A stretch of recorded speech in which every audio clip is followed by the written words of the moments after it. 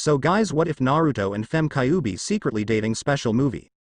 Naruto was surrounded by a few of his friends as Tsunade brought out a birthday cake. As he stared into the candles, he remembered he used to resent the day he was born every year. He remembered the scar and beatings he received when he was a kid as the flame flickered in his mind. Without knowing it, his eyes began to tear in front of all his smiling friends. Tsunade was the first to notice the tears in his eyes. Naruto-kun, what's wrong? Tsunade asked, looking into his eyes. She swore his eyes had dulled from blue to absolute black. Tsunade gasped as she could see the darkness in his eyes absorb all the sadness in the world. Ino and Sakura had noticed as well, followed by Hinata, Kiba, Kakashi, and the rest of the group of people that crowded his apartment. They all saw the dark in his eyes as Tsunade tried to snap him out of it. Naruto couldn't hear her or anyone. The black aura his body produced seemed to start to affect everyone. Soon everyone in the room felt the burdens, a glimpse of the pain and fears Naruto carried. Naruto's mind heard a voice as his body lay down in front of the cage that he knew so well. He heard the voice of the masculine Kyuubi call out to him.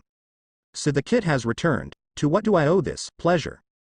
Naruto kept his eyes closed. Moments flew by as the Kyuubi got more impatient. What's the matter, kid?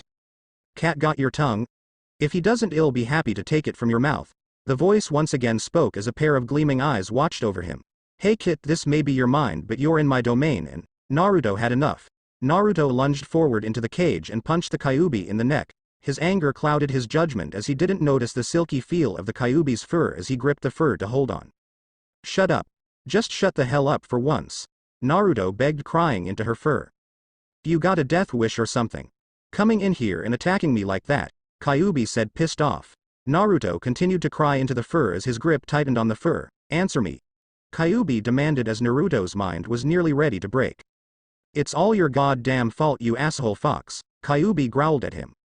What the hell did you say to me? She got pissed and wanted to shake him off as she heard his voice crack. What the hell did I ever do to deserve the treatment of this village? What the hell did I do? My friends help null the pain, but I can never fully get rid of it. He began pounding at her skin again. It's your fault all this happened. It's your damn fault because you are such a heartless piece of shit. The means a pounding of Kyuubi's skin. Naruto cried as he continued to pound at her neck. Kyuubi understood the boy's rage, but something inside her felt sorry for him. Some feeling like she deserved anything he did to her. With her anger slowly subsiding, watching the nearly broken Naruto stab at her neck with an imaginary knife, he began to remember the darkness that plagued him. The cold rain started beating down in Konoha as Naruto found himself another cardboard box to crawl into for the night. Or so he had hoped. A woman slowly approached the alleyway with a metal dulled-edge kitchen knife. She turned down the alleyway as she was told this is where the monster slept in the rain. No one bothered him during the rain here. It was hoped he'd catch hypothermia and die. She approached the box, seeing Naruto shiver in fear and of his body feeling freezing under the conditions. She kicked the box, watching as the box flew over the fence behind him. Naruto's eyes widened with fear as he tried to crawl away. She lunged forward like she was undead and grabbed him. She spun him around and slammed him into the muddy concrete, nearly smashing the back of his skull. He stared up at her and watched as she began to cry on top of him. His name was nothing. I had just given birth to a beautiful baby boy and I hadn't even named him yet. She cried down at Naruto. I heard him cry as they checked him. He was perfect, they said. Naruto turned his head to see the knife gleaming from the nearby street light. Then the roof of the hospital collapsed and I watched as they took him out of the room to be crushed later by debris. I wondered for such a long time what he did to deserve that fate. What did I ever do to deserve such a thing? She watched his eyes cower in fear of the knife. She looked over at the instrument, the tool she carried. They say you are the creature that killed my son that day. They say you are a monster that needs to die in order for there to be justice done for who were lost on that day. She looked back down at him with cold, dead eyes. Maybe you are. Maybe you aren't. I don't care at this point. If you aren't, it'll end your life so you won't have to live in pain anymore. If you are the monster that did this to me, it'll have my justice. She lifted the knife above her head. Naruto wanted to run but was paralyzed in fear. I swear I didn't do anything. I am not a monster. I am just a kid. She looked down at his in almost pity. So was he, she said, slamming the knife down into his stomach. Naruto screamed louder than he ever did before as she thrusted the dull knife over and over again downwards into his skin. Blood flying everywhere, she thrusted for the last time not to hear a sound come out of him. She looked down as the alley, including the walls, were splash painted with a crimson mask. Naruto's body lay gashed in fresh wounds. Sticky blood flowed from his wounds and mouth as he lay there motionless. She placed her hands together. If there is a god, or gods, if there is a higher power, forgive me and forgive this child or demon. I know not which he is, but I am sure he's in your hands right now. Judge him as he is and by his actions through his life, she said, splitting her two hands apart and walking away. Naruto lay there in his pool of blood, the kyuubi barely able to save him as his wounds slowly heal. Just let me die. Whatever you are, just let me die. Naruto begged as he knew something was healing him. He blacked out as more than 2x his entire body worth of blood had been spilled. Why, he thought, why? He stared at the kyuubi's neck and began to thrust down as she did to him all those years ago. Kyuubi barely felt it but can tell he was losing it. Kit, calm the hell down. Kyuubi roared at him but he remained in the trance. Kit. Kyuubi screamed. Kit. She screamed using her paw to swat him off her. His body flew into the bars and fell lifelessly to the floor. Shit. I did that too hard. Kyuubi said, not sure it was out of self-preservation or something more. She looked down at his body and found that he was motionless as his stared into darkness, in which his heart had been overcome with. Kyuubi knew that look in his eyes. Snap out of it, Kit. She once again roared at him. She saw no movement in his body. She bit her lip. Damn it, Kit. She said, transforming herself into her naked human form. She ran over to him after opening her round eyes. Kit, get the hell up, Kit. She raised her hand and slapped him hard against the face. Naruto snapped out of it, looking at the ground of the cell. He tried to recall where he was. He looked up to the girl that was holding him. Who are you? He said, forgetting where he was. Hold still. I am going to heal you. She began to heal the essence that is Naruto as his mind and thoughts returned to him. He looked around to notice he was in the kyuubi's cage. Naruto's eyes shot open as he looked back at the girl healing him. You're the damn fox, aren't you? Kyuubi tried to not let it show that comment hurt her. Not now, Kit. I am still healing you. She looked down towards his legs and started to heal a wound as his hand reached out and grabbed her breast and squeezed it slightly. Kyuubi slapped his hand away after grunting in pain. No touching, she said, feeling his hand return to her breast. But this time her nipple. She smacked his hand away again. What part of no touching don't you understand? Naruto laid there with rage still inside him, but curiosity got the best of him. You're a girl? Kyuubi sighed. Yes, Naruto, I am a girl. Got a problem with that? Naruto shook his head. No. Good, now let me help you, she boldly claimed as that comment sent a wildfire through Naruto's mind. Help? You want to help? Naruto said, feeling his anger take him over again. Go lie in a fucking ditch and die. He saw now swatting her hand away from him. Hey. What the hell, Kit? That kind of hurt, she said, looking over at the boy. Bullshit. If you had just one scrap of kindness or good in you, then why did the villagers attack me thinking I was you? They just too damn happy to see you. Kid, I made some mistakes. Can't you at least forgive me and we clean the slate? No. I am tired of all this. I am sick and tired of having you inside of me. Kyuubi's pointed ear bent down hearing Naruto like this. Just tell me how to get you the hell out of me. Naruto screamed, looking around the cage for something, then remembered the seal on the bars. Is that it, huh? Naruto yelled, pointing to the seal. Kit, calm down. I want. Naruto screamed, almost scaring her. I am not a monster, Kit. I have a heart and soul just like you, Kyuubi said, hearing Naruto chuckle and laugh like he was a madman. Well, the Kyuubi no Kitsune has a heart, huh? What is it, the size of a damn pea? Raisin. He chuckled some more. And she has a soul, she says. Well, I hope it burn in hell. He suddenly got loud. She slapped him across the face. That's enough. I admit I haven't always been good, but I want to redeem myself. Naruto's head went limp after the slap. Then finish what you started with me. Kyuubi got confused, wondering if he was still in his insanity. I will release you. You will kill me and never return to this place again. No, she said, cutting him off. Place again and you will. No, she once again stated. He grabbed her by the shoulder and pulled her close so their eyes were close. If you have a heart, if you have a scrap of goodness in you, then you will end it for me. You won't let me live the rest of my damned life unhappy. After a moment of pause, he continued again. How can I continue to live knowing I'll always be alone because of you? Even my friends fear me at some point because of you and your power. Let alone I'll never find someone to love. What point would be there to live? He demanded, tell me. He yelled, his voice breaking and tears falling from his eyes. Naruto, then how about I redeem myself by pledging my loyalty to you? I'll be yours to command until the end of your days. I'll be by your side no matter what. You may do whatever you deem fit to me. You may use me as a tool to fight for you. Anything you want, it will be yours. I will obey you without question. Naruto looked at the cage floor for a second. Then take it a step further. Was that possible? If you truly want to make me happy and redeem yourself, then help me get a girlfriend so I can be happy for once in my life. Kyuubi thought about it for a moment. Just once in my life I want to know how not to be alone at night. For once.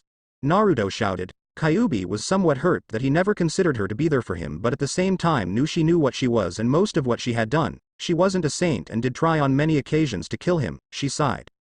So all you want me to do for you to forgive me, is to find you a girlfriend? Kyuubi's heart was almost screaming, pick me. Pick me.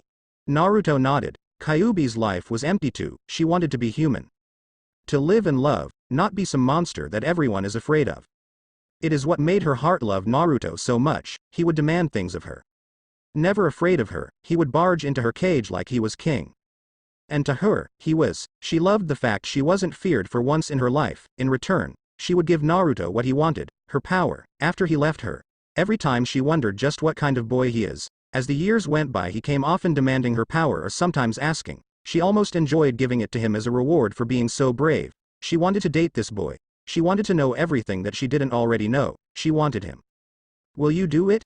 Naruto asked, looking into her eyes. Kyuubi wanted to say she already found him a girlfriend. She would do it. She wanted to beg him to take her as his girlfriend, slave, whatever he wanted of her. But her personality at doing this was one of only cruelty and harshness. She thought about it for a moment, trying to find the right words. Will you? Kyuubi decided on the best course of action. I will, but only if you let me out of this cage, Naruto scoffed. I am not stupid. I know I was angry before and I said something about letting you out, but I was angry. I won't let you out that easy, Naruto explained. Kyuubi smiled. At least he wasn't dumb. Then how about putting me on a leash and, damn, her kinky side. She had to watch her words. She was lucky she stopped herself from saying some obscene things, and only allow me certain things in reward for helping you. Phew. That was tough to say without her mind going hentai. While she had never mated, her mind still thought of these things. What do you mean? Kyuubi materialized a contract from nowhere. This contract will allow you to control just how much freedom I get. When you sign it, you will, for lack of a better term, own me. You will take out the contract and tell it what I am allowed to do. I then may only do what you tell it I can do. If you tell it I can't breathe, for example, I won't be able to breathe. I did list in here basics that I am allowed to do, such as talk, walk, eat, sleep, etc. She looked at him before sticking her arm out to him. Will you do it? Naruto took the scroll hesitantly and read the entire thing, nearly pissing off Kyuubi from waiting so long. What do I do to sign it? Kyuubi pointed to the bottom of the paper.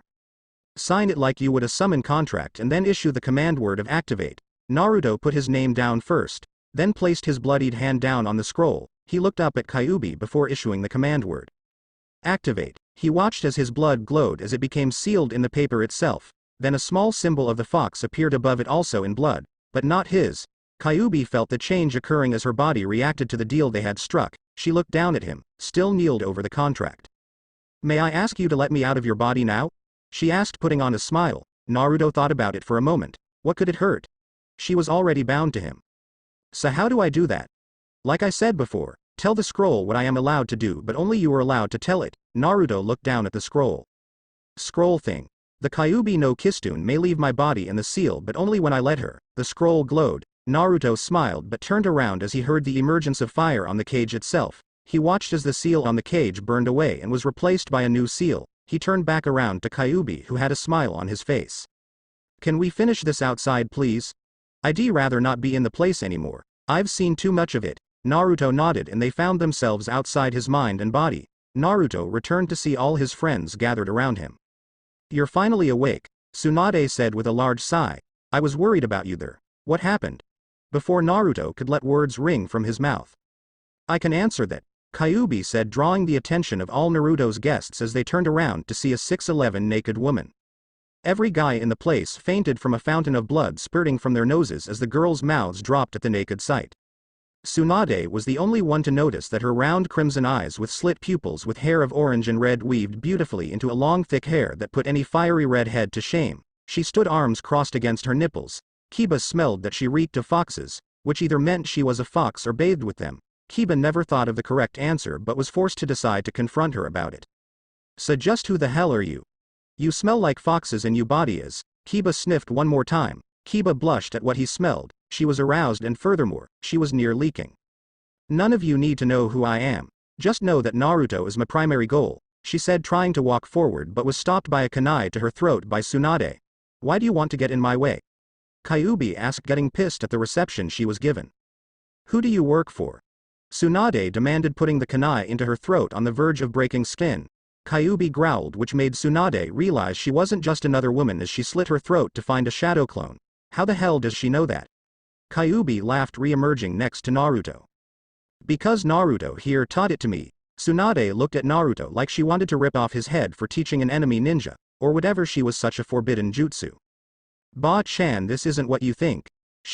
Naruto wanted to not say who she really was, a friend of mine that I've known for a very long time. It seemed to fly as most of Naruto's friends lowered their weapons. So how come we've never seen her? Naruto was screwed, he couldn't think of a response to that. Let's just say that I've known Naruto for a long time but never really hung out with him much. He comes to visit me often to ask for favors. I've probably never been seen because when we are together it's in a secret place. Pretty much the truth but not quite everything. Perfect. Naruto sighed in relief. Then why are you here now and why are you naked? Tsunade continued on. I am here now cause it's his birthday. Why I am naked? I've never worn cloths and hope never to wear them. They are itchy and I tear them, and my back, to shreds when I wear them. Naruto sighed in relief that Kyuubi was really smart. You could just wear a little. Tsunade said, looking at the fact she didn't even bother to cover her most sensitive parts. Why the hell would I? Not like these kids are never going to see what a woman looks like, she said, almost deliberately spreading her legs out just a smudge more. Besides, it's fun to watch human males fall back in nosebleeds. Kyuubi started laughing, not realizing her screw up with the word human. What do you mean human males? Tsunade demanded once more. Kyuubi stopped laughing, realizing her mistake. She smiled and wanted to unleash all 9 of her tails and scare the living shit out of them, but they were Naruto's friends, so, not right now. As that boy said, I reek of foxes, and that is because I am known to you as a demon. Suddenly everyone other than Naruto gasped and stared at the girl wide-eyed. Tsunade put 2 and 2 together. A demon? Foxes? You don't mean you're the... Tsunade said, reaching into her back pocket to try and find something to help them subdue her. She felt a clone of the woman stop her hand as she held it behind her back. No wonder why you're the Hokage. You're just so smart. Kyuubi mocked as she wrenched her arm. Tsunade screamed as Kyuubi grinned at the power she had over the woman. Naruto gritted his teeth as he had to stop her. Kyuubi-chan is not allowed to touch Ba-chan. Naruto screamed, hoping that the scroll heard him. It did. Kyuubi grunted in terror as a bolt of lightning struck her arm through Tsunade and threw her into the wall. Kyuubi growled as 2 of her tails emerged. Her eyes became sliced and her skin letting off orange chakra. Don't ruin my fun like that, Naruto, she growled at him. Then stop hurting my friends. Naruto yelled at her, or I swear you will never see the outside again. Naruto continued to threaten her. Kyuubi didn't want it to end like this. She wanted him to love her, not to hate her. But her fun side wanted to play around with them. She didn't want to hurt anyone, but she got carried away. Please forgive me, Naruto. I haven't been out in a while. I got carried away. Everyone's eyes turned back to Naruto, who was calming down slightly, but he was still mad at her. The question on everyone's mind now was, what the hell is going on? But it was once again Tsunade who spoke up first. You can control her.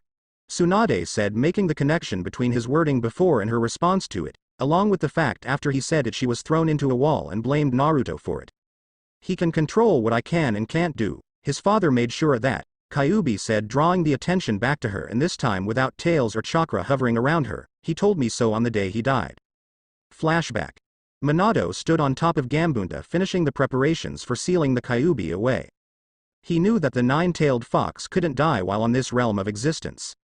She may only be killed where she was created, where she was born. Only while there may she die, but she can be sealed away. Kyuubi watched as Gambunta charged her and she dodged with ease when suddenly the control over her was broken.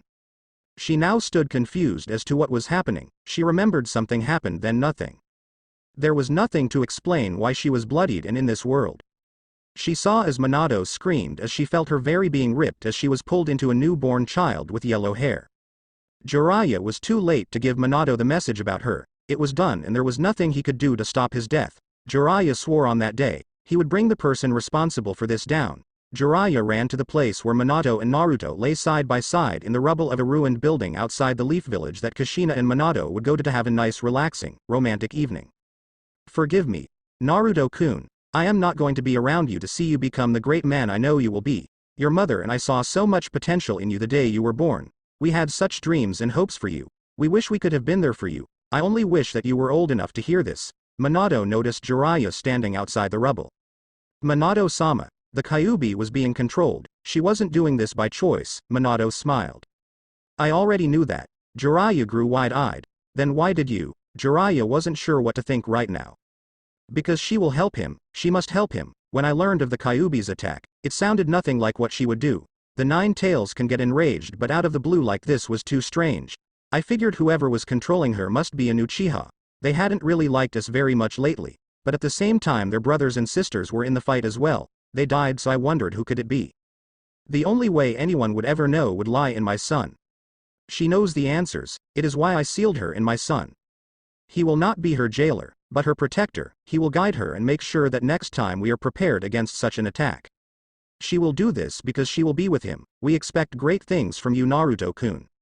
He placed a kiss on the forehead of the child. It's up to you now. To carry on our names. Minato's mouth began to bleed blood as he knew Jiraiya had started calling out to him but could no longer hear him. You are my son. You will be this village's greatest. Minato fell to the floor with a smile upon his face. Hero. Hokage and legend. Minato's eyes never closed as Jiraiya began to shake him and cried as he watched Minato's life die from his eyes. After Tsunade arrived, she shook her head and declared him dead. She looked over at the baby boy and asked what Minato wanted for him. Jiraiya looked over at the boy, while knowing it was Minato's son, couldn't help but feel hate for the boy causing the death of one of his closest friends and teacher. He wanted to say he wanted him dead but looked at Minato's smile and figured that the least he can do is want his son safe. He remembered the words he spoke, telling Jiraiya that he was sacrificing himself for his son. His son will live. End of flashback. Naruto's friends nearly teared up listening to the story of Minato's final plight. His son has become all of that. He has always been this village's greatest hero and mine as well. Minato-sama's sacrifice wasn't just to protect himself and the village, it was to protect everyone, including myself. Naruto-kun has complete control over me because Minato-sama wanted him to protect me from those who would use me against you. Everyone looked at Tsunade, who looked down towards the floor. Is that true, Tsunade-sama? Tsunade nodded. Jiraiya told me the same thing a long time ago. I wasn't sure before that was true, but I suppose it is. Tsunade turned to Naruto. Your father left this for you. Tsunade said, taking out an envelope that he could tell had been put through 19 years of weather. I haven't read it and I wasn't sure you were ready yet, but I guess you are. Naruto took the letter as he carefully opened it. Everyone gathered around as he began to read the worn note. Hey son, I know you probably already know that I died from the sealing of the nine-tailed fox. And if not, I told Jiraiya-kun to burn this message. Since you were reading this, it means I did die and the kyuubi no kitsune is sealed inside of you. I know it will be hard to understand why you, but let me explain something about her. The kyuubi no kitsune is a magnificent woman. She is fiercely loyal and provided me with some laughs from time to time. I say this because what I am about to tell you not even the Hokage truly understands. A long time ago, back when the village was first created, the first Hokage had all nine-tailed beasts sealed inside rings, which he used to make himself extremely powerful. He gave tailed beasts to other forming villages as a sign of friendship and loyalty, but always kept the nine tails to himself. She spoke to him through the ring he wore and struck a deal with him. She would be set free in return for her loyalty to the leaf as its secret protector. She kept her word for many years and from time to time stopped in to check on the progress in the village. We never really did find out where she went all the time, but she stayed within the village, mostly dressed as a civilian. I tell you this because despite her first attitude towards you, she will come to love you, I know it. Anyway, I sealed inside you, with her, the scroll you can use to control her movements until she settles down. She has a worse temper than your mother, you know. The paper seems to have indications of a struggle as he tried to make out what happened. He continued down the page until he found words he could understand. Sorry about that. I don't have time to write a new page and your mother is mad at me right now. Just know that we both love you and know you will come to do great things for this village, our village and home. Love always, your mother and father Namikage Minato and Uzumaki Kushina. Naruto cried for a moment before standing up and walking towards the kyuubi. She watched him as he slowly dragged his feet across the room and approached her. No one moved as Naruto's hair fell in front of his face and spoke. My father, what was he like? He said softly. She wouldn't have heard him if she didn't have a cute sense of hearing. A brilliant man who in many times asked for my assistance in battle. He created a jutsu that made him known as the Yellow Flash, and with me at his side we helped defeat many enemies. And my mother? Naruto asked with tears still streaming down his face. A near replica of me, she was smart and well educated. Mannered and always knew how to draw a smile out of people. You remind me a lot of her. She had a bad temper if you ever saw it, but most of the time she was well spoken. She never shut up once about how much she said she would love you after you were born.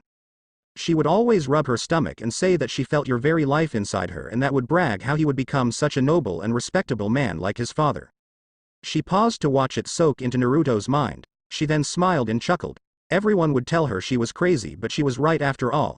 You became strong and loyal to your friends. You have the respect of all of them through earning it. You have truly become what your father and mother expected of you. Naruto began to cry softly, gradually becoming louder as he heard more. Naruto's voice cracked, but he still spoke. Kyuubi-chan, he said, startling her with the chan. Please forgive me, he said, wrapping a large hug around her and cried into her shoulder. Kyuubi didn't mind. She was expecting Naruto to break down sooner. It's alright, Naruto-kun. I'll be there for you, she said, throwing her naughty thoughts aside and giving him a hug back. Tsunade watched as most of his friends couldn't believe what they saw or heard, but it was only the beginning. Naruto couldn't or wouldn't stop crying into Kyuubi's shoulder as his friends felt a twisting of all their hearts. It was bad enough to see Naruto in such pain, but crying, something they swore they would never see. Tears that fell when they were little that he was not allowed to shed. Tears from when growing up and wanting to cry but couldn't. Tears that made all but the monsters that inhabit the world want to weep. Kyuubi held him close to her heart as it was twisting in pain. She let a few tears fall from her eyes as he didn't care what it looked like. As long as she just never let go, it would kill him to let her go. Tsunade sighed and tried to not to cry at all as she needed to be strong. Alright. I would ask that anyone in here that listened to not repeat that to anyone. But why? The truth is, many enemies that Minato-sama made would love to get their hands on Naruto-kun. Even though the Akatsuki aren't around anymore, there are still many people that would pay any amount to kill you, Naruto-kun. The Kyuubi will protect you, I suppose. Kyuubi nodded her head looking down at the blonde-haired boy. Since you already heard everything, I can't ask you to sign a paper waiving your right to speak freely about it. I could order you all to not speak a word or you will die, but I don't think any of you will do that, am I right? Everyone at some point nodded. Good. I only wish that I could get you two absolved of all the dark deeds cast upon you too, but Tsunade's head tilted downwards. Don't worry about us, well, be strong. Kyuubi said, looking down at the boy. Isn't that right? She paused, rather liking the idea. Naruto-kun. Naruto slowly calmed down and lightly pushed away from her. He cleared his eyes and nodded his head. Yay, Ba-chan, don't you worry. Kyuubi-chan. Naruto didn't have second thoughts of what he was about to say. Is my friend now. Good to hear it. Now let's finish this up before we get all teary-eyed. After all, it is your birthday. I gave everyone the day off to be here so we could give you this party, Tsunade said, smiling at the boy. Naruto smiled, wiping more tears from his eyes. You're right, Ba-chan. Let's get this party started. Naruto screamed, trying to cheer everyone up, which he did as always. Time skip 4 hours later. Naruto smiled as Sakura stood in the doorway getting ready to leave. You take care of yourself, Naruto-kun, okay? Sakura said, smiling at him. Don't worry about me, Sakura-chan, it'll be alright, Naruto said, gleaming a smile back at her. She turned to leave but stopped. Oh, and don't take this the wrong way, she said, turning and kissing him on the cheek. Extra gift, but only cause it's your birthday. Then I can't wait for next year's present. Naruto smiled at her, causing her to giggle.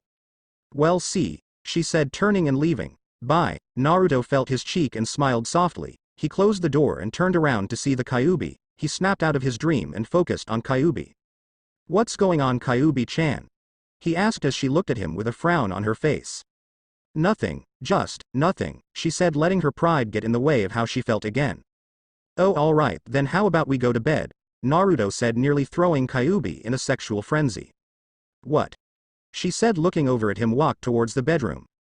I am tired and I want to go to bed. I assumed you would want to as well, Naruto said, leaving the door open to his bedroom. Shit, I got to stop thinking like this, she thought before walking into the bedroom as he took off all his cloths except his boxers, which he climbed into bed with. He looked over at the doorway where she stood and moved over to the side of the bed. Did you want to join me?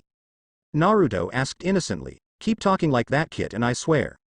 She stopped her train of thought there as she walked over and took her rightful place at his side. She had her back to him as she lay down next to him, occasionally looking over at him. Kit, I wish I could tell you how I feel, but it would never work between us. You may like me now, but I am, She shook the memories she had from her mind and concentrated on sleeping tonight. It wasn't enough as she found herself looking over at the blonde boy sleep his cares away. Kyuubi took in a deep breath and exhaled as she wondered just what her heart got her the morning she found herself in bed alone as she rolled over to bid him good morning but instead found bedsheets. Her senses then kicked in as she found her way to the kitchen to find eggs and toast on the table. "I thought you only eat ramen?" Kyuubi asked, surprised he had anything other than that. Naruto turned to greet her. "Good morning to you as well, Kyuubi-chan." She blushed slightly as Naruto accepted her into his life so easy. She remembered how just the other day he hated her. She smiled as she sat down at the table. "Plus I did make ramen for myself, but I wanted to give you a normal breakfast." He didn't understand why people didn't eat ramen for breakfast but figured that he'd be nice and suck it up for once. He took his bowl of ramen to the table and began to eat after doing a quick thanks. They sat quietly as Kyuubi thought of a way to make a relationship work. She kept thinking it was doomed to fail because she was a demon. She's lived for thousands of years and never found it working between a mortal such as Naruto and herself. She would do anything to want a relationship with him. He was so different than anyone she had tried to have to herself before. She never had sex. She never had a man's body to lie beside hers at night to cradle her and to hold her. Naruto noticed something wrong and stopped eating his ramen to ask her about it. "What's wrong, Kyuubi-chan?"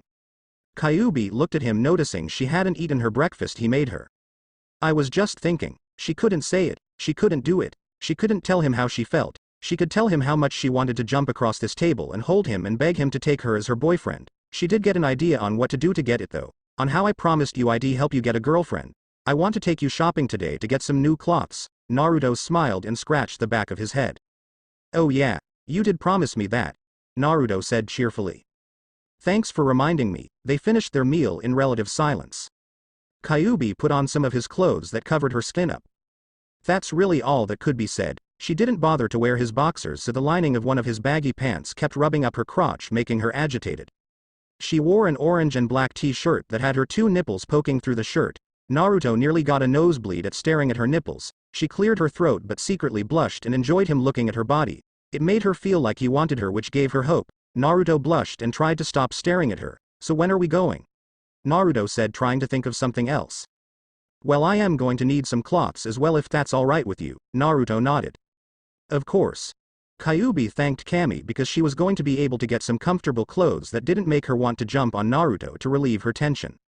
She walked down the street trying to walk differently but found it difficult to do without looking like she was crazy.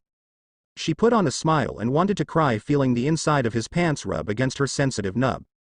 They reached a small row of stores as she desperately wanted to find a cloth store and thanked Kami there was one at the beginning. She ran in and looked around, digging through cloths like her life depended on it. She found some clothing and ran into the dressing room. She couldn't help but feel turned on at all the stimulation she received on the way here, but decided not to release in a public place. No, she would try to get it later. No, she couldn't. She couldn't even tell him how much she wanted to hold him, let alone tell him she loves him. She looked around and figured that she'd have to be quick. She began to help herself before Naruto knocked on the door. "Hey Naruto didn't want to say Kyuubi-chan in public. "Sweetie," was the only thing he could think of. "I don't know if you'd like it, but I got you some cloths to try on if you want." Damn him and his blissful innocence. She wished she could take that innocence away from him in this dressing room, but at the cost of feeling and probably acting like a total whore. "Just throw it over and I'll try it on," she said without hinting that she was wanting to relive herself in the stall. She saw the cloths fly over and hit the floor. She couldn't do this now, not here. "If you want, I'll just find something else for you, in case you don't like that," Naruto asked, trying to be a good date. He seriously didn't know how to act like one. He wanted to ask her, but so far all she did was act like he was doing stuff wrong. "Sure, you can if you want." "Alright," Naruto said, about to walk away. Kyuubi pulled on a pair of panties he threw over to see how much better it would be than just wearing pants. They were silky and comfortable. She was about to ask if they had any more of these when Naruto spoke up. I was wondering, am I doing something wrong?" He was embarrassed when he saw some of the other girls going in to try cloths looked at him like, "You better get the hell out." Kyuubi opened the door and pulled him inside, before he could ask why he was slammed against the wall. "Naruto-kun, you were perfect in every single way and you couldn't screw up even if you slammed me up against the wall and did me here," is what she wanted to say but couldn't. "You didn't do anything. Unless I tell you that you did, you didn't." She nearly wanted to cry, not being able to tell him the truth, but she buried it deep inside her. "But you've been so distant with me. You promised me you'd help me find a girl, but all you've done is run away from me." Kyuubi wanted to say how she felt. How am I going to get a girl like Sakura-chan if you don't help me? Kyuubi filled with rage. Just get out of here, Naruto. Kyuubi yelled, lowering her head.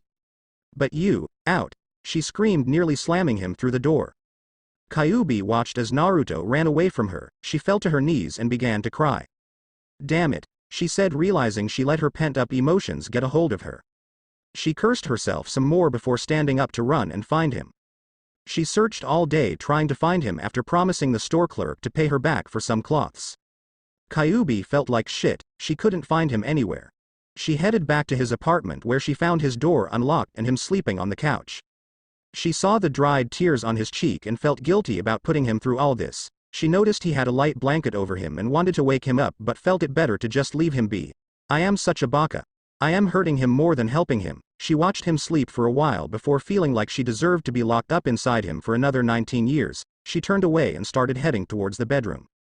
I am sorry, Kyuubi-chan. She looked behind her to find his two eyes staring at her. I promise it'll be better tomorrow, alright?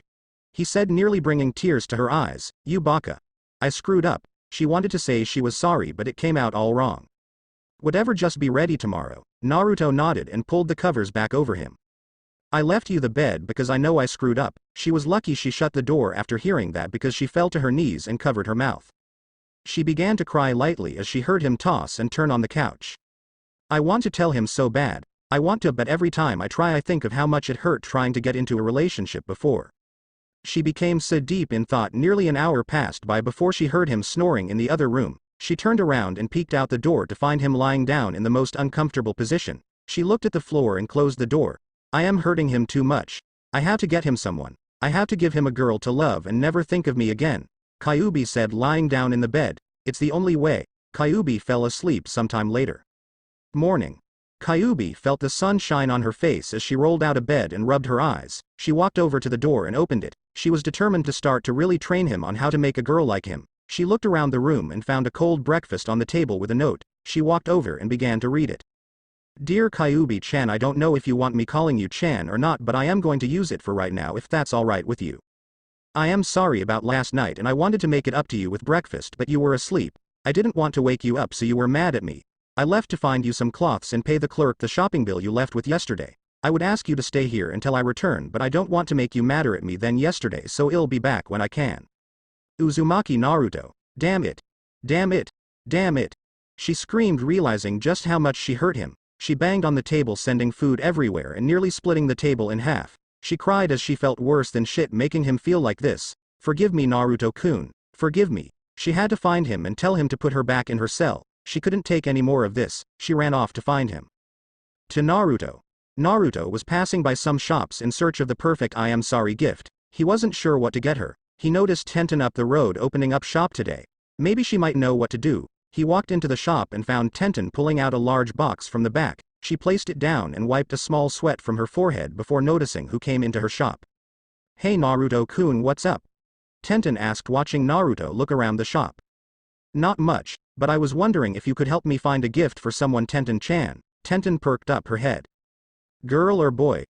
Tenten asked because Naruto did know he was in a weapons and armor shop. Some armor they buy for shinobi that's usually expensive as hell but well worth it. Girl, she complains about her cloths itching and stuff. It needs to be soft but durable. Tenten laughed and wondered why he said durable. Well, if you're married to the girl Naruto-kun, she pointed to a display case featuring a black and red silk kimono dress. You could get her that. Naruto looked over at the case and looked at the dress. It's a man-made battle dress, completely light with steel fabric woven into every thread, expertly made to deflect kunai and shuriken while maintaining the appearance of a civilian attire. The robe has over 10 different pockets to store all sorts of stuff, including 4 scroll pockets and built-in shuriken holders. Tenten became to ramble a little. It's a masterpiece in terms of shinobi armor. I tried to convince my father to let me try it on, not let me have it, but just let me try it on, and he refused. She sighed. I felt the fabric and it was like lotion soft, she said in a daydreaming state. I'd marry you if you got me that dress, she said with a small smile on her face. Really? Naruto said, looking back at her. No, but I'd certainly forgive you for anything you did to me. Tenten stated. Other than that, I really can't imagine anything in here that would interest her, I would think. Naruto looked at the price tag and nearly fainted. Yep, that's what every guy that comes in here does when he sees that, including my father once, and he set the price. Naruto regained his posture and looked inside Gama-chan. With all the gifts he got yesterday, he probably had more than enough along with all the money he had been saving. He went to the counter and put Gama-chan in front of Tenten, who looked up in surprise. I guess I'll take it. Can you see if this is enough? Tenten went wide-eyed. She opened it up and saw inside the frog was all the rolled-up checks and money he got for his birthday. She looked up at him. This is everything you got, Naruto-kun. Whoever the hell she isn't worth losing everything you have over her. Tenten tried to convince him. Please Tenten-chan, can you see if it's enough? Naruto once again pleaded. Tenten sighed.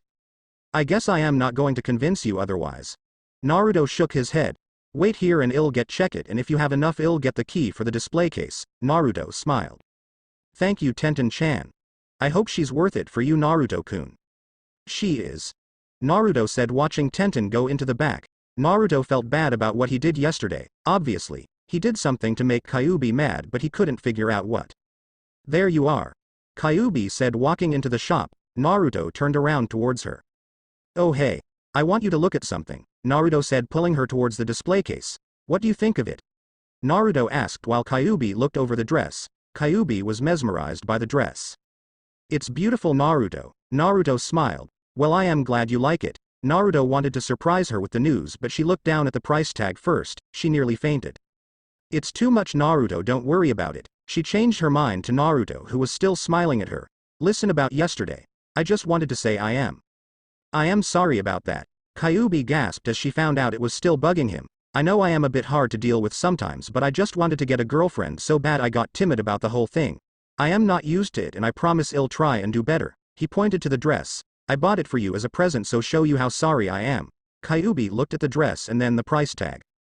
Naruto, I know I've been in you a long time, but while I was in you, you didn't have this much, and the only thing you've done recently to get money is. Kyuubi nearly had a heart attack. Did you spend your birthday money buying me that dress? She asked, nearly about to put him through a wall. I wanted to get you something nice. Why? Answer me, Naruto. Did you buy that dress with your birthday money? Yay, but why does it matter? What the hell possessed you to do that? Kyuubi asked, nearly screaming her head off. I wanted you to be happy. How the hell can I be happy when you spend everything you have on me? Huh? I didn't think it mattered. How are you going to get food or pay for your rent? My rent is paid for the next few months and I have enough ramen to last me a while. Oh, I forgot to get you more non-ramen food.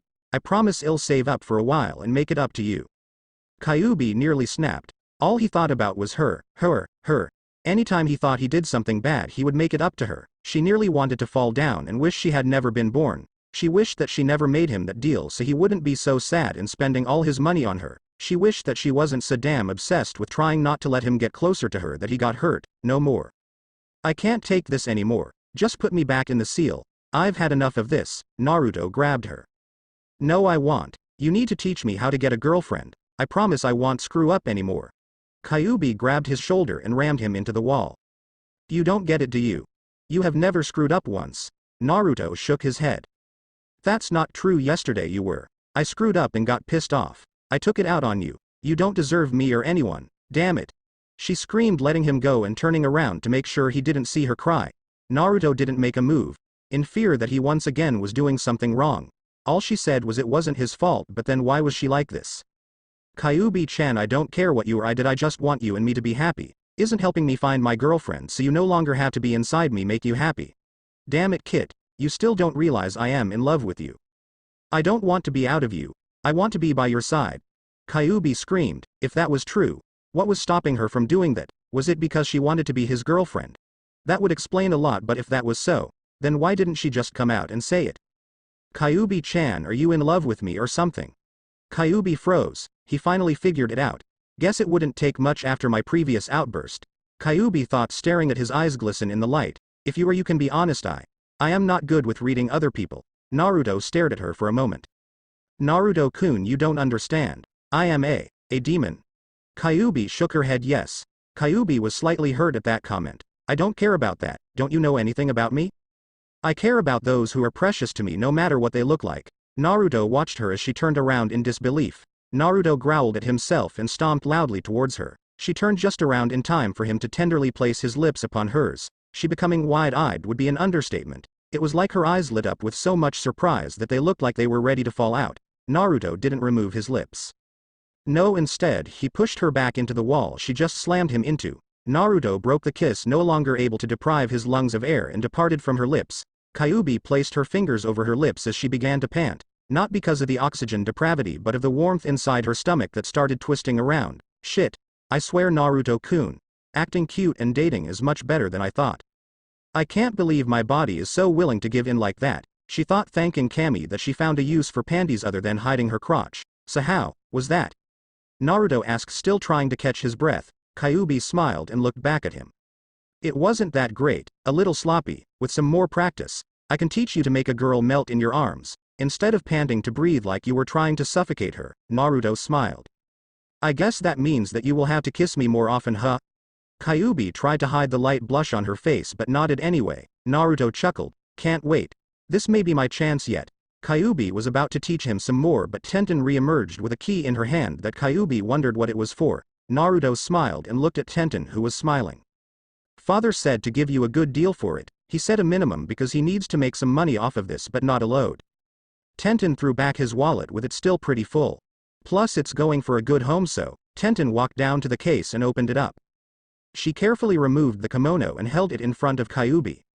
It's yours, Tenten said, holding it out in front of Kyuubi. If Kyuubi had her fox ears, they would be down and her eyes limping in sadness. Kyuubi looked over at Naruto's wallet to see a lot of his money was gone. She took it and thanked Tenten, who went back to the counter to tend to her duties. Kyuubi slipped the kimono and found it really soft and light on her skin. She began to move around in it. She noticed that the silky substance, while very dense, is quite flexible. So how do you like it? Naruto asked, smiling and secretly putting his frog away. She smiled at him and wrapped him in a hug. Without knowing what she was doing, she kissed him on the cheek. It's really nice, Naruto-kun. Kyuubi quickly recovered and blushed from the kiss. Glad you like it, Naruto said, smiling and watching Kyuubi melt into the silky substance. Kyuubi looked over at Naruto, who was grinning like an idiot. She blushed a little and laughed at the thought that his face always seems to be like that, and wondered if it was stuck. She tested this theory by wrapping another hug around and carefully planting a kiss on his lips. She backed off and watched his reaction. Nope, still smiling. Thanks for that, but what did I do to deserve that? Naruto asked, wondering why Kyuubi just kissed him like that. Felt like it, she responded, turning and looking at the weapons in the shop. She turned to Tenten, who looked bored or depressed that she was wearing Tenten's kimono that she wanted. You got anything cat-like or claw? Tenten pointed over to the far corner of the store and lazily looked across. Kyuubi found what she was looking for and ran over to Naruto.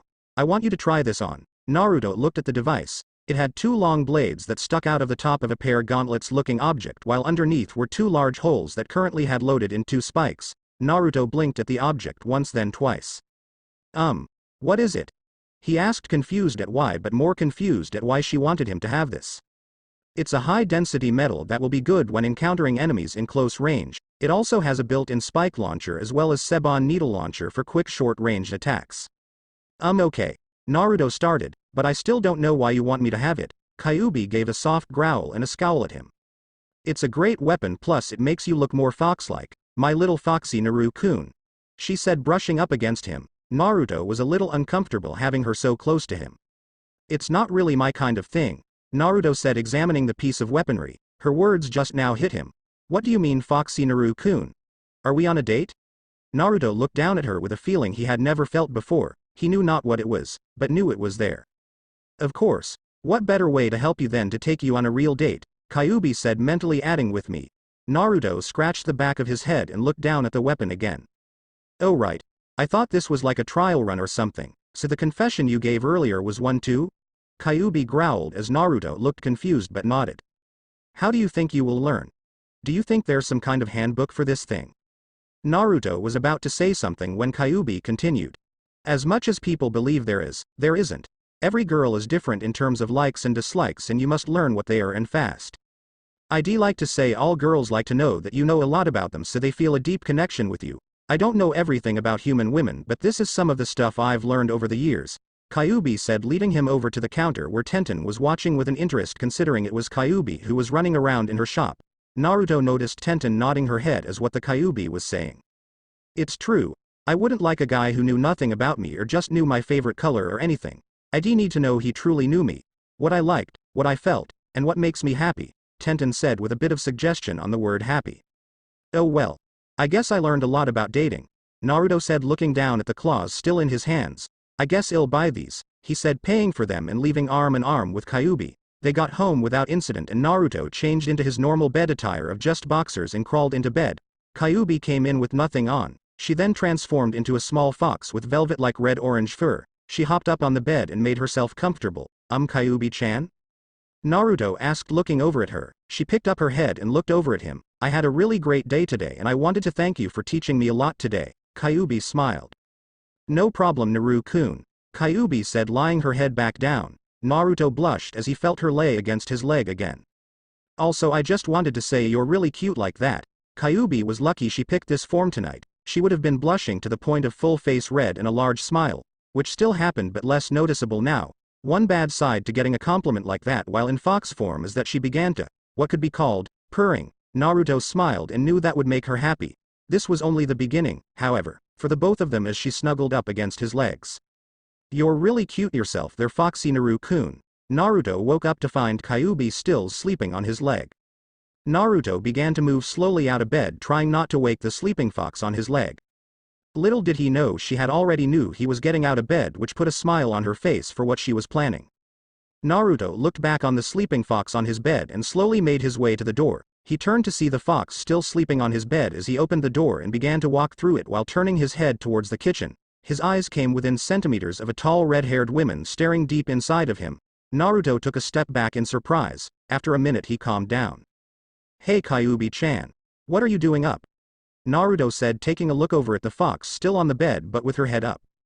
The clone in front of him disappeared and Kyuubi began to stretch on the bed before leaping off and walking towards him. She rubbed her face against his legs, making sure to get a big sniff of a certain area discreetly as she didn't have to touch it or have her nose too close to it to smell it. She smiled as Naruto was none the wiser and started to scratch her head. You're pretty cute when you're like this. Maybe I can take you around town like this and say you're my pet, Naruto said, smiling largely at his new pet. Little did he know, however, that she had starting fading out and only caught 2 words he spoke, which were pet and cute. Oh Naru-kun. I'd love to be your pet and much more. Kyuubi thought as he started scratching behind her ears. Oh Kami Naru-kun. Think I am going to jump on you, and her thought was cut off when he stopped scratching and began to walk to the bathroom. I'll be out in a few minutes. Try not to chew up the rug, and are you house trained? He said, teasing her. She growled at the question and was about to lunge at him when he shut the door. Bastard, you did that on purpose, she yelled through the door. She heard him snicker behind the door, then heard him start the shower. She waited with panther-like stealth and ambition. She heard him get into the shower by the difference in sound from the water hitting his body. She suddenly changed to her human form and erupted into flames. Sweet payback. She used her fire element to heat the water pump in the basement to near boiling levels. Naruto's scream could hear down in the basement and she stopped adding heat and reappeared near the bathroom door to watch Naruto run out of the bathroom naked and steaming red hot. She used a quick water jutsu to cool him off. He stood there with water dripping all over his floor. His mind then thought just what was going on. How did she know to use that? You did this. Naruto thought out loud, which she confirmed with a smile. You scratched my ear and then just got up and walked away when you had me turned on like that. Turned on. Naruto stuttered, never even thinking she was that into him. She on the other hand let her secret out without thinking about it. That's what happens when you scratch my ears, they are very sensitive. So your ear is your weak point, huh? Naruto said, giving her a smile back. Tag. Kyuubi was it and she knew it. She started go backwards as Naruto outreached his hand towards her. It was lucky that no one ever bothered Naruto other than his friends, because Kyuubi let out a moaning howl as he began rubbing her ears. Had anyone dared to check, they would see a naked boy on top of a fox who looked like she was having an orgasm, which she probably was close to. She found her body completely unresisting other than her mouth spewing out no more. Or not there. She found herself in bliss when one of his hands began scratching her stomach. This is your punishment for being bad. This time, Kyuubi-chan, he said, nearly throwing her mind into sewer. Screw the gutter. So what do you have to say for yourself? Naruto asked, loving this control over her. The power and dominance over her was more intoxicating than pure sake. The only thing she could try to say at this point came out to soft pleasurable groan as her body was wrapped firmly in the delicate stream of endorphins. He smiled and wanted to laugh a little at just how much the big bad fox he had always known was brought down easily by his 2 hands. He couldn't help but blush a little at the sounds she was making though. He now took her ears and nibbled on it with his mouth and tongue. She gave out a small pleasurable howl as she felt her body overcome with similar emotions to sex. She didn't know how long it had been since he started, but it felt like forever as her mind released as her body followed. She was lucky the floor was already wet and Naruto didn't notice the little additional drops on it. She mentally smiled as he got off her after she collapsed on the floor. Let that be a lesson to you, Kyuubi-chan. I don't want any more trouble out of you, got it? He said, more demanding than asking. She nodded as she was unable to speak. I swear, Naru-kun, I will make you pay for this. Next time you'll be the one on the floor and you'll be begging me to stop, she thought and tried to stand up but was unable to do. For the moment anyway, she laid there for a while unable to move after her first major release like that. He walked back into the shower area and closed the door behind him. She immediately began to pant, which she refused to do in front of him. By the time she could find the strength to stand up, Naruto walked out of the shower clothed and smelling like soap. He has a towel wrapped around his waist down to his knees. Naruto didn't understand why she was like this. He had no idea about her release earlier either. After you are done getting dressed, we are going out for a while, Kyuubi said, turning away and walking with almost a small limp to the kitchen. Naruto noticed the limp and sighed. Some place dark with no light other than the two holograms standing there with a smile on each of their faces. She's been released again? The one hologram asked, dressed in full black robes with a straw hat on. Yes, and her protector is the one who defeated Madara and most of the Akatsuki. The other one said with a female voice. The man sighed and lowered his head. You know what must be done then, the man replied, looking over his counterpart. Can you stop? I told you work before pleasure. We may be married but we have to make money somehow, the man laughed. Always just like you to think of the prey rather than us, the man with a rather large sigh. Would you stop it already? She said, wanting to slap some sense into him but couldn't. Anyway, I'll meet you inside the village at his favorite place, she said, logging off, leaving the man to himself. Women, he said before logging off as well. A few hours later. Naruto was still wandering around aimlessly for the past hour with a furry-looking tiny fox on his shoulder. She cast an illusion so the civilians couldn't see she was there, but anyone who was trained to could see through it, such as Neji, who was walking towards him with his usual calm demeanor. Neji immediately noticed the small illusionary jutsu around him. Is he under some sort of genjutsu? Yes, but it seems like he knows what he's doing. Should I ask him about it or should I activate my Byakugan? It might alert anyone who put it over him if I do. Safe course of action then is to talk to him and see what he can and can't do. Naruto waved at Neji and ran over to him. Hey Naruto-kun. What's up? Neji asked, noticing the genjutsu was originating from his shoulder. He didn't want to alert anyone so he kept quiet about it. Not much, me and, he began to whisper to his shoulder, which confirmed his suspicions. She says okay, he said, confusing Neji. What do you mean, she says. His question was answered before it began with a quick appearance of a small orange fox on his shoulder. Neji knew who it was based upon the recent events. Oh, her. Yay, she was tired for some reason today. She gave a quick nasty glance at him before returning to her pose on his shoulder. Neji noticed the glance and made a light chuckle, so I took her out for some fresh air. You having fun trying to be her protector? Neji asked, trying not to let out a small chuckle, the key word being trying. She's not too bad. Her narrow eyes slowly glared over him. Neji noticed the new action and decided to confront her about it. What about Naruto-kun? What's it like being with him? She looked him over before responding. He's a pain. His manners are non-existent. He has nothing in his apartment other than ramen. She stopped and looked over him again. But then again, he's got a nice heart and he deserves a lot more than what he gets, she said with a hint of seductive nature. Neji didn't pick up on the seduction but figured she liked him a lot, considering his impact on people, figuring his impact on her. I am not a pain. Naruto whined. Neji chuckled a few seconds before looking back at the Kyuubi. She didn't seem all that bad. She was their secret protector. Naruto just pouted before putting back on his serious face. Anyway, how would you like to join us for a walk? Neji shook his head. No thanks. I was just coming from a meeting with Tsunade-sama about a mission. Really? What do you have to do? Neji shook his head. Can't tell you, at least not here. Kyuubi jumped off his shoulder and stretched out her legs. I'll take care of that, she said before suddenly they were on top of the fourth Hokage's head. Naruto smiled. You always know exactly where to take me, Kyuubi-chan, he said, planting a kiss on her cheek. She blushed and smiled. So Neji, what was the mission about? Come on, you really have to. Naruto's voice became faded to her. She was watching him talk as if his lips were saying only one thing. I love you, Kyuubi-chan. Oh, Naruto-kun. After Naruto's begging, Neji broke. Alright, fine. There are some reports of a two-person team causing trouble along all the nation's borders. They have to be ninja based upon how fast and how accurate they move and strike. They are making it look like the other nations are doing it, while every nation knows the others aren't. It could mean that a nation could attack another and blame it on the two-man squad. We were told to protect a small village rumored to be under attack. Neji looked over at the fox, who he could tell was looking at Naruto the same way Hinata used to. So you mind if I talk to her alone for a moment? Neji said, directing the question at Naruto. Naruto looked at Kyuubi for a moment before smiling back at Neji. Sure, just tell me when you are done. Naruto walked away as Neji looked at Kyuubi. Let's sit down to talk, shall we? Neji said, sitting down overlooking the leaf village. She laid down next to him and did the same. So tell me something. How long have you loved him? Neji asked bluntly. She only looked at him a brief moment before realizing he wouldn't buy any story she'd give him. I don't know. There really wasn't a time when I thought to myself I love him for the first time. It was almost as if I knew it all along. She looked out at the village. Even when he was a child, I always wanted to be there for him. He had no one there for himself except himself. I wanted so desperately to make him happy. No matter how angry he made me. My heart always seemed so overjoyed to see him okay. Kyuubi let her eyes drop and close slightly to present the image of crying. I see, it can never work between us though. He's so dense when it comes to love. I guess because he's never had much. She was about to start crying when Neji interrupted. Shouldn't that strengthen your resolve? She looked over at him with a questionable look. Think about it. He's never known love.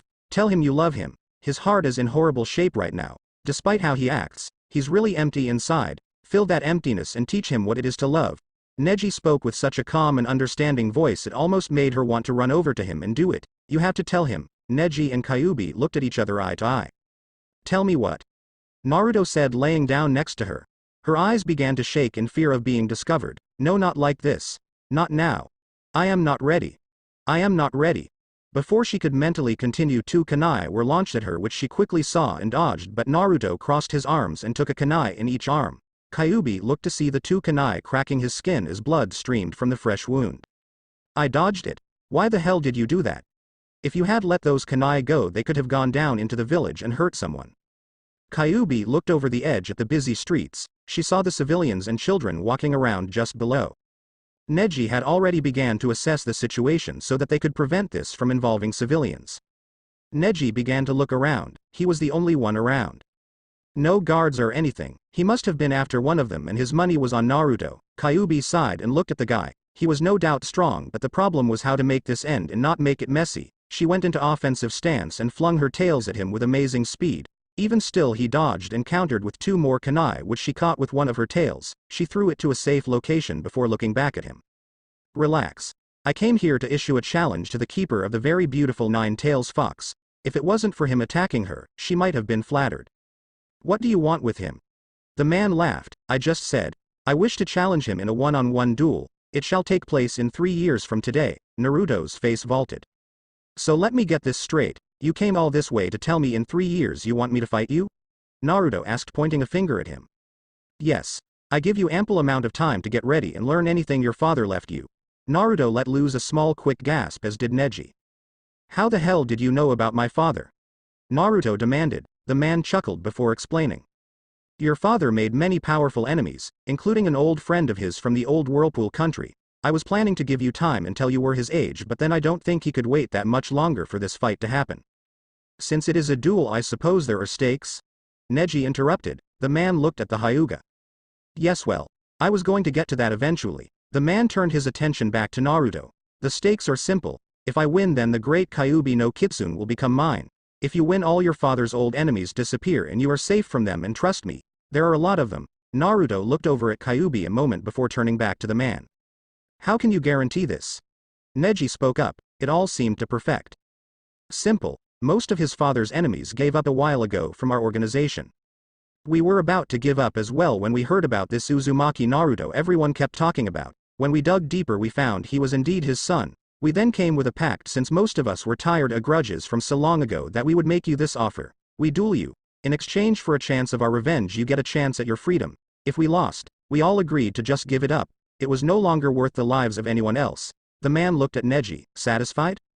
It's not physical proof. Neji looked over at Naruto. But I suppose if what you say is true, it could be a very big opportunity to get rid of all Naruto-kun's father's enemies. What do you think, Naruto-kun?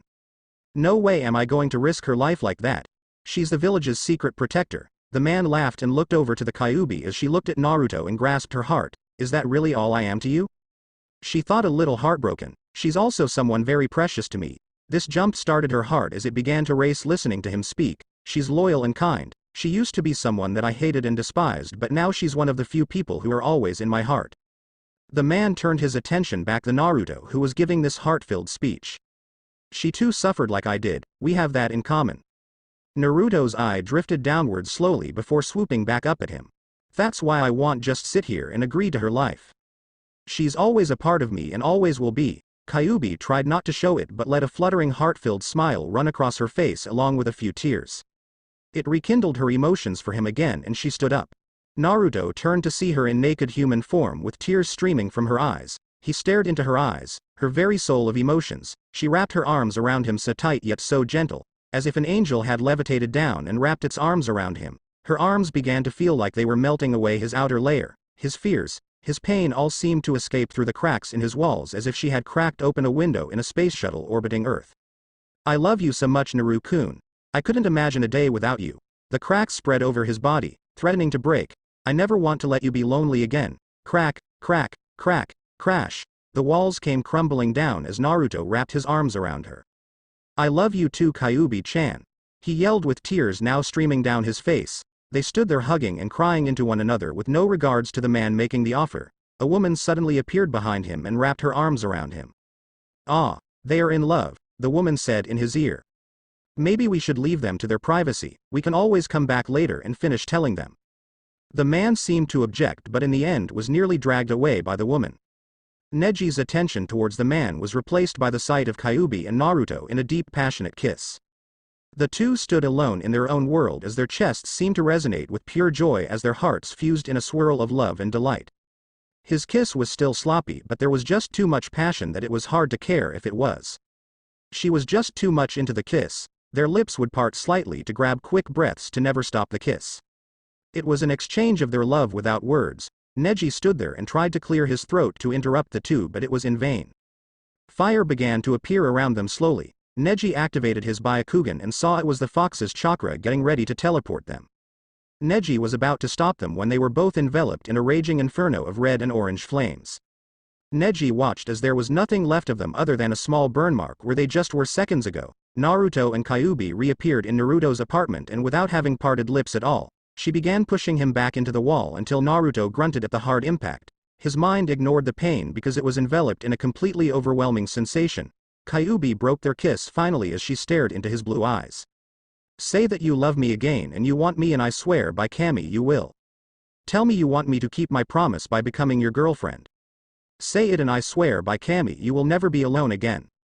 Naruto was so far lost in a mentality that he had never known before. It was a throbbing caged beast that had been set free when he began kissing her, a deep inner lust that was never stroked or satisfied. The same things went through her mind as she still held some of her personality as she didn't let her emotions get the better of her. Yet, Naruto began to pant as his body had gone so much further than his mind was at. His mind hastily agreed to her terms. I'll love you to the end of time as long as you make sure I am never alone again. Naruto panted as he went for another kiss but wasn't sure if it was okay. She examined his facial features before seeing no trace of deception, but of pure lust and love. She smiled at his hesitant attempt at a kiss. She met his lips for another time that night as her tails emerged, beginning to wrap them in a hot loving embrace. She looked down for the last time as Naruto, the boy who made everyone smile and happy at the cost of his own, instead, like a phoenix, reborn from the ashes as Naruto, lover of the Kyuubi and the man who made everyone smile. She broke the kiss and looked down at the new man. This is the point of no return, Naru-kun. After this there will be no turning back. Are you sure you want to do this? Kyuubi asked, placing her hands on his shoulder. Naruto stood up as tall as he could and planted another kiss on her while grabbing her breasts and massaging them while playing with her nipples. He broke the kiss and stopped his massage to make sure she knew his answer. I am sure, Kyuubi-chan. I've never felt this way before and I don't know what to do. I am not sure if my love for you is even as deep as you want it to be, but I'll never go back on my word. If I don't love you enough now then I'll just learn more about you and learn to love you more. Kyuubi's eyes teared and she put the largest smile she had ever given. I wish I was half as perfect you. She wiped away one eye and was about to wipe the other when Naruto did it for her. She watched with the large smile still on her face. I don't care what happens to me. My new vow is to make Naruto-kun the most happiest man in world and give him anything he wants. Then get over here and claim you prize." Naruto planted a quick kiss on her before speaking again. "You are worth more to me than any prize or treasure." Kyuubi couldn't believe she had a guy like him. Talk about perfect. She pushed him into the bedroom and began to take off his shirt. "Then come to me, Naruto-kun." Kyuubi pushing, playfully, him on the bed as she shut the door. She smiled as she walked over to the venerable Naruto lay, and now it begins. Kyuubi stood for a moment with her face towards the bed. She wondered just what was going to happen. Was she going to go feral? Would she stay in control? What would happen? She never did this before, how could she know? She stood for a moment wondering just what this moment had in store. Naruto was panting heavily as he nearly tore off his cloths getting ready for sex for the first time. Kyuubi looked back at the door for a moment more before looking back at Naruto and seeing his eagerness and yet hesitation to continue. She turned back to the door and felt her breath volley off the door and spiked on her face. "This is my one chance, quit screwing around." Or actually in this case, yeah, screw around. She raised a quick privacy seal, chuckled and turned her head as a hand was laid softly on her shoulder. "Are you alright, Kyuubi-chan?" Naruto asked with a certain amount of innocence in his voice. Staring into the eyes of his made her feel lost in space with nothing around her but him, holding her, and she knew she would be alright. That made her heart demand her body to give him what he wants. Her body craved it and was in agreement with her heart, but it was her mind that stopped the both of them. She turned around and stared him in the eyes. "I've never done this before. I don't know what will happen," and Kyuubi explained before receiving a kiss on the lips from Naruto. He broke the kiss but kept his closer to hers. "I trust you. If you really don't want to, I understand." Naruto was suddenly flown backwards towards the bed to land on something soft and warm. He looked behind him as one of her tails was holding him. He was laid on the bed quickly as Kyuubi pounced on him. She let out a seductive growl after taking in a deep breath of his essence. His smell was intoxicating as she severed any other clothing he had on him. She nuzzled his nose with hers before moving down to his neck and laying a deep and tongue-filled kiss on his neck. She broke it and moved down slightly. Another kiss burned on his skin as he was oh so happy to receive it. Each time she moved downwards he would still feel the previous kiss for a while. She carefully and timidly made a trial down his chest. She trailed her fingers along the sides of his chest gently as it sent chills up his spine and made him almost feel like he was going to lose control. She reached his waist and now was face to face with his very much hardened penis. Her nose could smell the faint but present scent of past orgasms. It was musty but somehow stimulating to smell it, but not a trace of another woman's smell. She was his first and he would be her first. She let out a soft purr-like growl as she swung back and locked lips with him, her breast smacking his chest a few times before stopping. Naruto swore if she turned him on anymore he would make Concrete jealous. She broke lips with him and stared into the endless blue of his eyes.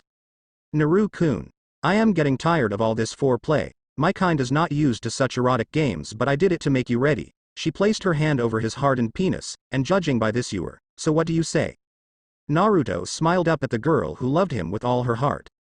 His own heart, which had felt dead for so long with only his friends keeping it from failing. He could feel his heartbeat with a strong thump as his entire body felt alive with knowing she would be with him forever. She was now his heart. He nodded as she positioned herself over him. She slowly slips him inside her as she felt her walls resist the new sensation with threads of pleasure sewn in. She bit her lip as he was at near full length inside her. He felt so good and had to hold back with every fiber of his being to pump in and out of her as he tossed his head from side to side and wondered if he felt anything so tortuous. She looked down at his face, which had been thrashing back and forth while he clenched his teeth. She looked down at him to try and find out why he looks like he's in pain. "Naruto-kun, what's wrong?" Kyuubi asked. Naruto made a quick smile and responded. "It's nothing, Kyuubi-chan. But before you were saying your kind isn't into games?" She nodded. "Shouldn't you also be on all fours?" She thought about it for a moment. "Nope, I am special." She laughed for a second as she pushed the last of him inside her. Almost instantly the end of his penis hit something inside her that made her push hard down on him. Pushing deeper as she felt a wonderful sensation engulf her body. When the feeling started to subside, she laid over his chest and planted a kiss on him. She started moving up and down on him, very slowly at first. Naruto didn't like going this slow. His body wanted to go a lot faster and deeper like she just did, but he resisted the urge. Naruto broke the kiss and flung his lips on her breast. He caught both of them with his hands and began to lightly massage both of them while playing with each nipple with his mouth. Kyuubi responded by moaning softly and enjoying the new sensations coming from her breasts. Her body slowly started becoming wrapped in a sheet of bliss as she slowly went faster and faster. Satisfying Naruto's urge as he himself because too involved with the feelings. As she went faster, not only her pleasure spiked, her hormones deftly rose. Had you dared to look, her eyes began to become a darker blood red from the outside in. Naruto began to suck harder on each nipple and while sucking them began to lick the rim of each nipple which caused her to she moaned harder. As she went faster Naruto bucked his hips wildly. Up till now he never really knew why he liked women's breasts so much, now as he sucked and licked them, he felt an even stronger urge to do this more often. Naruto felt pressure build in his lower stomach which he knew what that meant, he pushed it deep and hard inside her with hard thrusts on his end, she moaned loudly and before he could say it, he came inside her. So soon? She felt the liquid splash around inside her as her eyes drifted back to their normal color. She smiled and gently pushed off him, she looked up at the ceiling. She smiled and began to talk, so what's the human tradition after having? She stopped as Naruto began to snore loudly and she looked at him fast asleep. Kyuubi began to laugh slightly as she not only found the sight amusing but also kind of cute. After she had her laugh she smiled and snuggled up tightly against him and laid her arm over his chest. She stroked his hair for a second before meticulously wrapping her arm around his neck. She placed one of her legs around his and the other leaned up against the open space on the other side of the cramped leg. She closed her eyes and smiled as their heartbeats synchronized. Hours later, the sunlight hit Naruto's face as it began to rise. Naruto hesitantly flickered his eyes open to have his vision blinded by the sun's magnificent rays. As he tried to move his hand up to cover his eyes from the light, he noticed something was blocking it. He tried harder but to no avail. Finally he used his other hand and reluctantly tried to open his eyes enough to see what was obstructing his other arm. He saw the glowing amber red hair of the kyuubi scattered everywhere around her. Every strand of hair going different directions but all originating from that head that he instantly recognized. A smile crept across his face as he remembered what he did the night before. Even more, he watched as Kyuubi remained undisturbed from her sleep and still lightly breathing with her eyes closed. Naruto couldn't help it, but after a few minutes began to check out Kyuubi's naked body that he got so familiar with the night before. This is when he noticed that his hand might be near a sensitive area. Instead of trying to move his arm, he only moved his hand. Slow and gently he moved it around feeling for something but nothing. You know what they say about curiosity? A woman's voice said coming from next to him. Naruto panicked slightly. He just got busted trying to feel her. You're lucky, Naru-kun. You have 8 more lives, Kyuubi said using the hand she had across his chest to grab his hand. You also lucky that I liked it. She pressed his hand against her pelvis. She smiled as he slowly made a finger slip into her folds. He felt as he got deeper, feeling the soaked walls. He felt the hard inner ring and then slipped a finger inside it as he went deeper. She moaned loudly as the finger wiggled, poked, and slipped even further inside her. Her body became engulfed in the new sensations as she felt his other hand play with her nipples. Feeling the overwhelming sensations she begged Naruto, Naru-kun, please more. Never in his wildest dreams did he ever think that she would be begging him for this. Naruto smiled. I guess when it comes right down to it, you are perverted just like me. Kyuubi didn't respond right away, she just continued to be pleasured. Women, just hide it better. Naruto smiled and slipped a second finger into her. Oh Kami. She screamed as she felt that second finger penetrate deep inside her. Naruto loved this dominance over her. This powerful creature, this beautiful naked creature was his. Naruto just watched her face as she panted and moaned at each thrust of his fingers. He finally took them out as he stood up and licked them in front of her, making sure each tiny trace was greedily scooped up by his tongue and brought into his mouth. Hide that. Naruto remarked, making Kyuubi make a light chuckle. Hide that.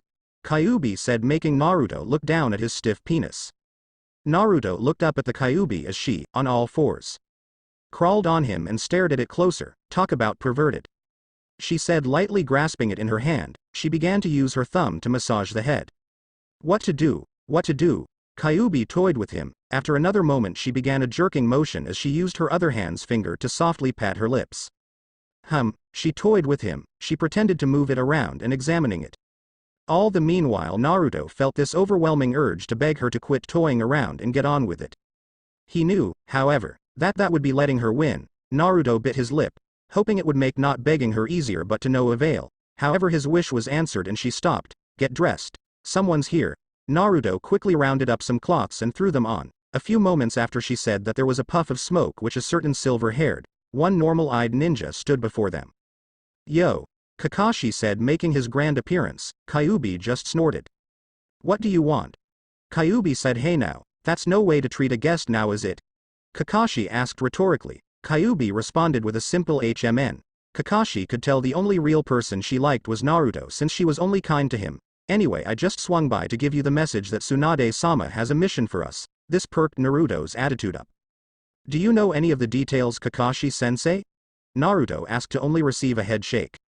Not yet, that's all I was told. Naruto looked over at the Kyuubi who didn't seem interested but saw Naruto wanted to go. She sighed and with a snap of her fingers, her new battle raiment was over her. Kakashi looked over at the Kyuubi who looked very attractive in that kimono. He tried not to stare but Naruto made sure to save him before he got in serious trouble. Kakashi-sensei, let's go, Naruto said, opening the door to his apartment. Coming. Kakashi turned around and started walking to the door. The Kyuubi, watching all this, just stood there and mumbled to herself. That's what I should be doing. Kyuubi complained. You say something, Kyuubi-chan? Naruto asked, looking back at her. Just stand there. Nope, was just thinking that we should get going. Naru-kun. With that they left. They made decent time over to the Hokage's tower, which they found Tsunade sitting behind her normal mountain on paperwork. Kakashi knocked on the door, in which Tsunade simply replied. Enter. Tsunade watched as Kakashi and Naruto entered the room. Ah, good you two are here, Naruto-kun. I know that I told you could have some time off, but this is important and I know you would want to get involved. Don't sweat it, Ba-chan. Good cause this mission is ranked S. Tsunade paused for a moment to give the S ranking a chance to set in. Normally we don't let genin go on S-ranked missions. But given that you are probably the most powerful shinobi in the village, then I am making an exception. Recently some bandits attacked a farming village a day's walk outside Konoha. Normally this would be grounds for a B or a ranked mission, but this particular raiding group is supposed to have been led by a man in a black robe with red clouds. We have no doubt that who we are dealing with pain gone. There are only a few members of that organization left. The main objective of the mission is to kill the leader and stop the attacks. There is a secondary objective in this mission. If you fulfill this secondary mission, you will receive a bonus on the payment and another week off duty. The secondary objective is to find, interrogate, and eliminate the second in command of the group. The bonus on the payout will be determined if the second in command had anything to say. Are the mission parameters clear? Hi. Kakashi and Naruto said in unison. Good. I expect this mission to go smoothly for ninja of your strength. Good luck. Dismissed. Kakashi and Naruto left the room along with the Kyuubi who had been standing outside the door. The moment the door shut behind Kakashi and Naruto, the Kyuubi spoke up. Is this really what you want to do right now, Naru-kun? Naruto looked at her to see that she really just wanted to stay home for some reason. He had an idea why but figured that it was too late to back out now. Yeah, Kyuubi-chan. Plus this is a great way to spend some time together. Kyuubi had another place to spend time together. Instead she settled for what he wanted to do because she already had her fun the other night. Plus she would show him just what else a woman's body could do. After a moment of just staring at her, Naruto realized that Kyuubi wasn't into this idea as much as he was. He wasn't an idiot, but he was sometimes, however, dull when it came to other people's feelings. He slowly approached her and wrapped his arms around her while he held her close to him, so close that she could hear the loud noise of his heart pounding faster. When he was close to her, I am sorry, Kyuubi-chan. Was there something you wanted to do? Kyuubi just looked him over and saw that he was concerned with her and looked away. Yeah, but I am fine, Kyuubi said, hoping it would satisfy him. It didn't. Naruto felt Kyuubi push away from him a little bit. He let his grasp on her go. She quickly responded by turning around. Alright then, let's go, Kyuubi said, walking away. Even Naruto could see there was something more to this. Outside, they all agreed to meet at the main gate in 3 hours. Giving plenty of time to eat, pack up, and get any supplies they might need. Naruto kept staring at Kyuubi, who could tell she was being stared at but ignored it. The next 3 hours consisted of Naruto packing, going to the ninja tool supply store for what else, ninja tools. He bought a bunch since sometimes battling a whole army of bandits required more than one kunai. He looked at the time in his apartment and saw he only had 45 more minutes until he met with Kakashi at the front gate. Naruto looked over at Kyuubi, who just tried to make it not apparent she was watching him. Naruto tried to confront her, but when he did he could tell she had that look like she didn't want to talk about it. Normally Naruto would push the situation, but he was in love with her and didn't want to ruin things right now because he pushed her into an argument. He knew that eventually they would fight over something, but it was still early in the relationship and he didn't want it to end now. His train of thought was broken when Naruto's stomach growled. Kyuubi, despite the attitude, still found that cute. She held it in her smile to prevent Naruto from seeing her true feelings. I think we should head to get some ramen before we leave the village, what do you think? That's fine. Naruto thought maybe they could have a small conversation now. Listen. I am sorry about before. I know I should have rushed to take a mission without asking you, but it sometimes is just hard for me to control myself. Ba-chan says she has a mission for me and, well, I don't know. I just get this feeling like I could help out more people and maybe get closer to answer the question that pervy sage left me. I know I can find it, it's just that I don't see it right now, but I just wanted to say I am sore. Please don't. Naruto just looked at her shocked. Please don't say you're sorry. Why, Kyuubi-chan? Is something wrong? The genuine concern on Naruto's face was making her regret ever hiding it from him. Those eyes, those terrible eyes that made her feel like she couldn't hide anything from him. Those eyes that dug their claws deep into her soul and wouldn't let her go. Those claws, which now raked against her soul and heart, stared at her for answers. The curtain fell, exposing all the actors behind the scenes. Kyuubi gripped the cloth that surrounded her as if it were her own heart. Don't say you're sorry, because I am not worth it. She stood there for a moment before Naruto noticed the tears going down her face. All those years that I caused trouble for you, all the times I blamed you for everything. I was no better than anyone who picked you as a kid. I know it's wrong now, but I can't ever forget the hell I put you through. All those times I wanted you dead because I thought that it would ease my own anger. I blamed you for everything. I wasn't angry at you because of anything that happened cause it was your fault. I was angry because it was I who was responsible for the deaths of two of my closest friends. And the village that I became very fond of, I had all this anger. Anger that I took out on you. Then I watched you. I saw that look in your eyes. All the time I watched as you never gave up and became a hero. I saw your ideas, your thoughts, your dreams, all of them flowed into me as if it were my own blood. It wasn't long at all before you changed me. You kept fighting for what was right. Something that I gave up on a long time ago when I lost myself to that darkness. After I began to change, I became fond of you. I saw so much of your parents in you. The reason I was being rude and angry at you was because I was embarrassed. Embarrassed that this entire time I treated you like I did. I liked that you demanded things of me because I felt like in some way it was retribution for what I had done to you. It also gave me great insight into who you were. Your dreams made sense. Your thoughts were music to me. And you. Kyuubi trailed off. All this time Naruto just stood there, watched Kyuubi cry and spill out her heart at him. It hurt a little to know that she was mean to him cause she thought like that, but even then she changed to love him. And I. What, Kyuubi-chan? Kyuubi looked at him with tears in her eyes. She closed her eyes slowly and turned away. You became the man I love and respect. Naruto let it sink in, but Kyuubi felt horrible inside. It's why I never want you to do anything to me. I only want you to be happy. It's why when you bought me that dress I objected. I don't think I deserve anything from you. You could beat me every day and make me do anything you want and I still would feel like this. You know I would never do anything like that, Kyuubi-chan, Naruto interrupted. I know. I am just saying, Kyuubi said, wiping the tears away from her eyes. I don't think anything I do will ever be enough to make you happy for what I did to you. Kyuubi couldn't finish her statement when Naruto's lips pressed against her lips. The tears kept falling and she watched in shock as Naruto kissed her. She never broke the kiss. Instead Naruto did, and while looking her in the eye said these words. Everything you do makes me happy. You are a loyal girlfriend that would do anything for me. You are loving and caring. Kyuubi-chan. I love you with all my heart and soul. There is nothing I wouldn't do to be with you. I am sure you feel the same way. I know you feel bad about what you did. But I've forgiven you already for all of that. I've never been happier in my life and you did that, Kyuubi-chan. You did. Kyuubi didn't know what to say. Her eyes just beaten with tears stared at him. The only thing that came out of her mouth was Naruto-kun. She cried into his jacket. Naruto could hear her mumble over and over, I am so sorry, into his jacket. He rubbed her back and wrapped one of his arms around her.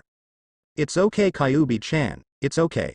Naruto kissed her on the forehead and continued to chant those few words in her ear.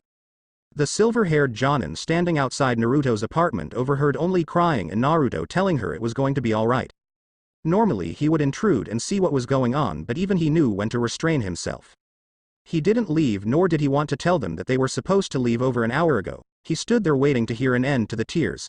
Naruto finally calmed her down after what it seemed like enough times to sit through and read all the perverted books Kakashi read. After a few minutes of grace period he knocked on the door. Naruto was slow to respond but eventually slowly opened the door.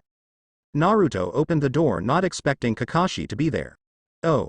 Hey Kakashi-sensei, what are you doing here? Naruto asked. Kakashi saw the giant stain on Naruto's shirt. It must have been quite something bad to have all those tears, Kakashi thought. Well, you were late for meeting me at the gate. I thought I'd come check on you to make sure your girlfriend didn't wear you out before the mission, Kakashi said with a perverted thought in mind. Naruto picked up on it right away, having been with Jiraiya for so long. First off, what me and Kyuubi do is none of your business. Second, if we did I wouldn't tell you. Oh come on Naruto, not even for your old pal. Kakashi said innocently. Naruto called his fake expression. No. Anyway, why are you so interested in why me and Kyuubi-chan are late? You are always late yourself. At least we would have a valid excuse unlike someone else. Naruto stared at Kakashi. Naruto-kun, I am hurt. I have valid excuses for being late. Naruto's eyebrow twitched. Like an old lady got stuck in a tree? Why does he always remember that one? Kakashi thought. I told you, I mean to say an old lady's cat was in a tree and I didn't want to frighten it and. Yeah, whatever. Naruto waved him off. Anyway, me and Kyuubi-chan will be ready to go soon. Before Naruto could close the door on Kakashi, he walked inside. Well then I'll wait for you guys to be done here on your couch, Kakashi said as he sat down. Before Naruto could yell at Kakashi for sitting down, a certain female walked out of the bedroom. Save your breath Naruto-kun, we are packed and ready anyway. Coming from the bedroom huh? So I guess you and Naruto really did. Kakashi never got to finish that statement as he watched her give him a glare that was infused with some of her wind attack. Oh shit. Kakashi thought as his head suddenly went through the wall.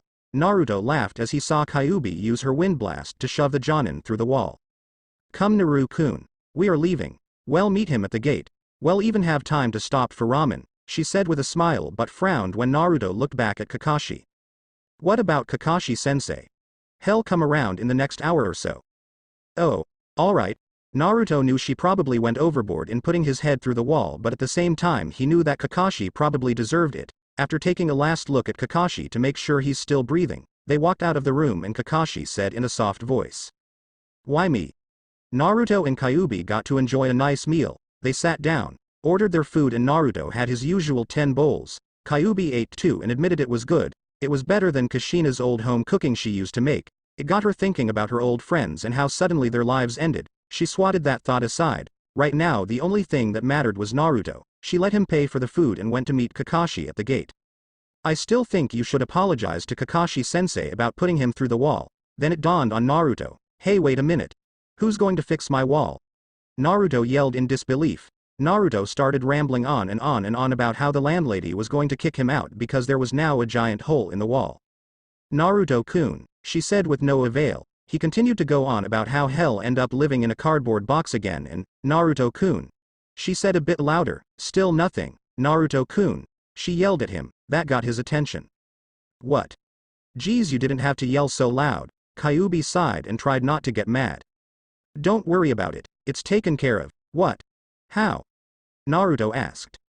I used a shadow clone to fix it while we were eating, Kyuubi said calming down. Naruto hugged her. Arigato. Naruto said giving Kyuubi a quick hug. He broke the hug and they continued to walk to the front gate to meet Kakashi. At the gate Kakashi and Kyuubi exchanged a few glances. What are you looking at Cyclops? Kyuubi asked, which made it very obvious she didn't like him. Kakashi just sighed. Absolutely nothing, Kakashi responded making Kyuubi ticked off. What is that supposed to mean? Kyuubi asked giving him another glare. Exactly what it sounds like, Kakashi said childish. Do you want to go through another wall? Kyuubi responded which made Kakashi remember the last experience just a little while ago. Guys, calm down, Naruto said trying to referee this battle. Don't forget we have a mission to do. Kakashi broke the stare and looked outside the front gate. He's right, you should be starting fights, he said obviously aiming that comment at the only girl around. I wasn't the one starting it, she said defending herself. They made one last glare at each other. This isn't getting us anywhere. Let's get this mission over with so I don't have to be around him anymore, Kyuubi said walking past Naruto, out of the village. Naruto sighed and followed. Kakashi shortly followed behind. Time skip. After what seemed like a long time of walking and keeping Kyuubi from killing Kakashi, Naruto set down his stuff in a small clearing in the woods, just a mile outside the bandit camp. It was now close to becoming dark and they decided to do some recon of the area. Naruto made some shadow clones to scout out the area around the camp while Kakashi, Kyuubi and Naruto would watch the bandit group to see any strengths, weaknesses, etc. All of them put in their earpiece to communicate. Kakashi did a radio check. "This is Eagle copy Toad, Kitsune." "Roger that Eagle," said Amon's voice over the headset. "Roger that Cock, for the last time Kitsune, my code name is not Cock, it's Eagle. And for the last time, we are all named for something we are related to. Toad is the Toad Sage, I am Kitsune for obvious reasons, and well I still think you name should be Cock, 'cause I still think you like to rub all manner of. Kitsune leave Eagle alone, he's agitated 'cause he's embarrassed about getting knocked out without you touching him."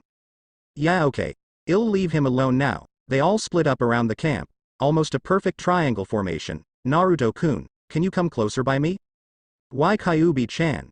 Is something happening?" "No but. I am lonely." Naruto sighed. "Kyuubi-chan, we'll be back at camp soon and we'll talk and stuff there." "Alright," she said, outing she wanted to spend more time with him.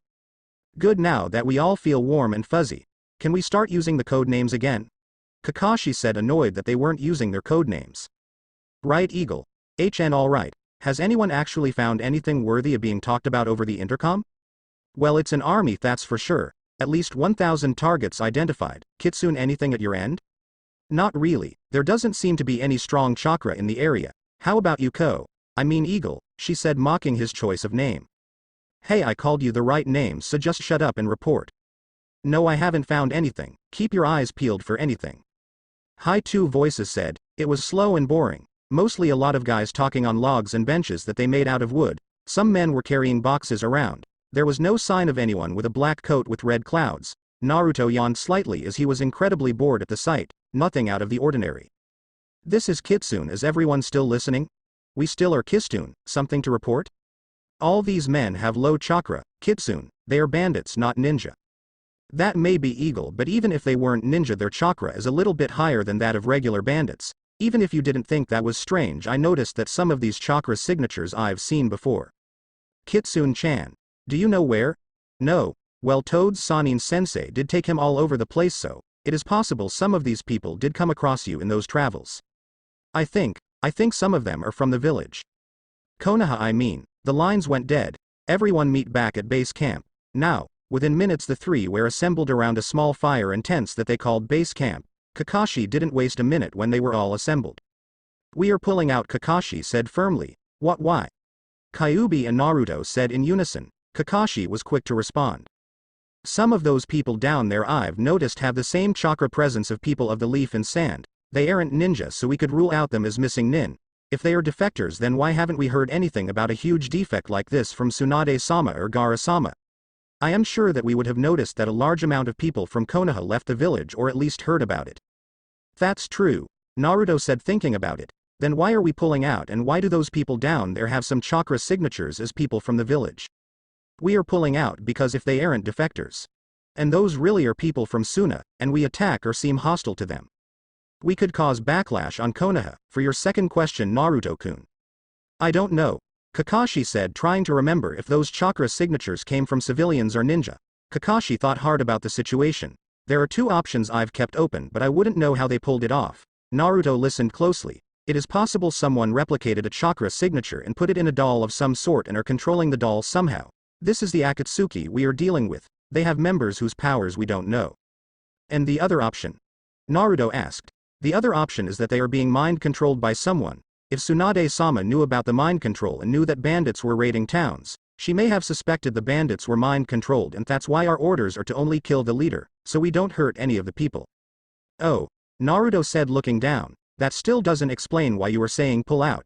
Unless..." Naruto knew where Kakashi was going with this. All the pieces fit together. "I see," Kyuubi said, looking at Kakashi. "You're fearing that if they are puppets, it'll wear us out before we could reach the man in charge. We don't have orders to kill them, so we would have to subdue them, and it would take a lot of work. Also, if it was mind-controlled, judging by how many number of people he could influence, he might be able to compel you or Naruto to attack his or her teammates." "Right. It's why I don't want to take a chance," Kakashi said, assured of himself. "I think we should get reinforcements." All eyes were on Naruto. "That way if we take them on, if they are puppets we can all fight them together without getting worn out as much, and if they are mind-controlled then all we need to do is hold them off while someone gets the controller," Naruto said, smiling. "I see," Kakashi said with a smile. "Naruto, If you continue to think like that you would make a great Hokage. It has its flaws but it's still a decent plan. Alright then, it's settled. I'll send out a messenger bird at dinner time to request some backup. Until then you guys are dismissed. Kakashi turned his back to get to his tent when Naruto stopped him. Kakashi-sensei. The Jonin looked back at Naruto. Kakashi-sensei, if the enemy is using mind control, do you think they would be able to control? Naruto signaled with his eyes towards Kyuubi. Kakashi got the message. I don't know, Naruto-kun. To tell you the truth, I think it's very possible, and I think you should tell her to sit out this fight. It's why I wanted to retreat, if they take control of her and she goes into Nine Tails. Kakashi let it sink in for a moment. Naruto thought about how powerful she was. He never really wanted to admit it, but he remembered a time when he used the Kyuubi's power and it was only one tail. It was enough to create a shockwave simply by yelling. A powerful enough shockwave that, if concentrated, could have caused massive damage. He multiplied that times 9. Just a simple roar could do that, then what else could she do? Kakashi-sensei, I understand what you were trying to say, but... Kakashi knew what was coming next from being with Naruto so long. I trust her. I know it's probably the way I feel about her that's making me say this, but... Even if she was mind-controlled, I don't think she would hurt me. Kakashi would have loved to believe it, but he met Tobi a while back. He learned of the control that he had over the Kyuubi no Kitsune at the time of the attack on Konoha 19 years ago. Tobi was in the Akatsuki. If he was the one pulling the strong behind this, then he could use this chance to regain control over her, and Kakashi stopped in thought. Naruto-kun, as much as I would like to believe you, we have to remember that she... Kakashi stopped to think if anyone ever told him that she was controlled. Kakashi-sensei, I already knew she was controlled to attack the village. I also know you are probably worried that this guy might be the same, but she's different now. She in love with me and I think she'll fight her control more than she would have back then. Kakashi wanted so bad to believe that. Naruto-kun. Kakashi was doing his best not to put him down, but he couldn't protect him anymore. Can you honestly tell me that if she went berserk right now, you would be able to stop her by simply telling her that you loved her? Kakashi's words hit him hard and they felt so cold. Yaoi. Naruto spoke weakly. Naruto still tried to put any denial that she would hurt him behind him, but Kakashi's words were bringing back doubts. Naruto-kun, please wake up. If she was controlled by her hate right now, think how it used to impact her. She would try and take you over, or even kill you. If you can trust her with your life by simply stating that because she loves you it makes a difference, then you are dreaming. Naruto clenched his fists. If she loses control, the only person who could bring her back is... Kakashi didn't have a chance to say Yamato. Me. Naruto said loudly. Kakashi-sensei, I know you still have doubts about Kyuubi-chan's love for me. I've understood that for most people this kind of relationship between me and Kyuubi-chan doesn't seem right. I could imagine lots of people, including Ba-chan, don't believe her. That this is all some plot by her to let her free or something. Naruto was angry that he thought Kakashi thought that way. Naruto-kun, I know that's why you think that, but it's not true. I am very happy that you two were together. Naruto's anger subsided. It's not? Naruto asked confused. No, I am just worried about her anger. If she loses herself in her anger or gets mind controlled, she might hurt you or me because she's not herself. Please understand, Naruto-kun, that it's not her I am worried about. It's the guy we are facing. If he's able to take control of her, then we'll have to face her. We will have to face her in battle, Naruto-kun. Naruto understood now. Kakashi's words made sense, but Naruto was stubborn. He wouldn't conceive that Kyuubi would ever hurt him. I am sorry, Kakashi-sensei, I know she would never hurt me, even if she was enraged. You've been mad at someone before, Kakashi-sensei. I am sure you might have been mad at me a few times. It doesn't mean we kill or hurt that person. We may not like them, but just because we are angry doesn't give us the right to kill or hurt them. Kakashi. Anytime you were angry, did you ever kill anyone because you were angry at that person? No, but, you know I would never do that, right? Yay, but. Then why would you think she would be any different? Kakashi wished he didn't have to say it. He wished he didn't have to go this far. Forgive me, Naruto-kun, Kakashi thought. Because she killed your father. Kakashi yelled at him. He wished he didn't have to. Naruto knew she killed his parents while being controlled. At least his father anyway. Still, it opened up old wounds. She was his best friend from what I heard, and she still killed him. You're wrong. Naruto said, shocking Kakashi. My father died trying to seal her away inside me. He died because he knew it wasn't her fault. He never faced her in combat, and he did. Kakashi screamed at him. Minato-sama faced her in combat, and when he realized that he couldn't snap her out of it, he sealed her inside you. Naruto's heart began to bleed. He died, yes, sealing her inside you, but she fought him, Naruto-kun. That's why I am worried. You may be strong, Naruto-kun, but your feelings for her would get you killed. You would die hugging her while she dug her nails into your back. Naruto's eyes filled up with tears. That's not true, Kakashi-sensei. She would never hurt him. She wouldn't. Naruto cried. Kakashi stared at Naruto. Please don't make this any more difficult, Naruto-kun. Kakashi opened his mouth to say something but stopped when he heard someone else speak. I did. Both Naruto and Kakashi turned to see Kyuubi standing there. They both forgot she was there the entire time. I don't remember much, but I remember Minato-kun trying to make me stop. He even told me if I didn't, he would have to seal me to make me stop. Naruto's eyes still poured out more tears onto his cheeks. But Kyuubi-chan, you would never hurt him. His letters, your words, you both told me how great you guys are. Kyuubi held in her breaking heart and her tears. It's one of my biggest regrets. I wasn't strong enough to overcome his gaze. He set me on a rampage. No, he's not the one to blame for Minato-kun's death. It is me. Kyuubi said, realizing that she was trying to excuse her own actions. I was too weak to fight against his control. I am sorry, Naruto-kun. Kakashi is right. If I get controlled, I don't know if it'll hurt you or not. Kyuubi tried to hold back her tears. Please don't hate me, Naruto-kun. I agree with him. I don't trust myself enough to be strong enough to break it. Naruto felt like everything he knew about her was wrong. She really would hurt him? No. Naruto said firmly. Kakashi and Kyuubi both turned their heads towards Naruto now. Call it whatever you will, but I believe Kyuubi-chan is strong enough now. She would never hurt me. Kyuubi felt her sorrow disappear. She felt a little bit of hope fly into her heart and soul. Kyuubi-chan. I would never hate you. Even if you did hurt me, I would never hate you. You are the first person to love me. I believe that you may have liked my father and maybe that's why you weren't strong enough. I know you love me, Kyuubi-chan, and even if you were to lose control, I know you would never hurt me. Call me an idiot. Call me a child for thinking like that, but I believe in her. Naruto-kun, don't you understand that I could hurt you or even kill you if I ever lose control? You want because I won't let you. Kyuubi felt a new emotion, confidence. This was his will. Like I said, call me a child for thinking like this, but I believe in you, Kyuubi-chan. I know you would never do anything to hurt me. He's right. I won't lose control like last time. Kyuubi said with a smile. Naruto and Kyuubi both smiled, looking at each other. Kakashi sighed. He knows how to bring out the best in people. He may have given her the confidence to defeat the control, but that's only half the battle. Alright, Naruto-kun, I believe you. Kakashi turned to her. I will believe in you too. Kyuubi felt happy. She felt inspired. Thank you, Kakashi, Kyuubi said with a smile on her face. Good. Now that we have that settled, I have to get back to, Kakashi tried to think of something. Reading your books? Naruto asked with a frown on his face. Why no, Naruto-kun? Why would you ever think I would take something like that all the way out here? Kakashi said innocently. Naruto's eye began to twitch. The innocent game, huh? Oh well, guess there is no choice.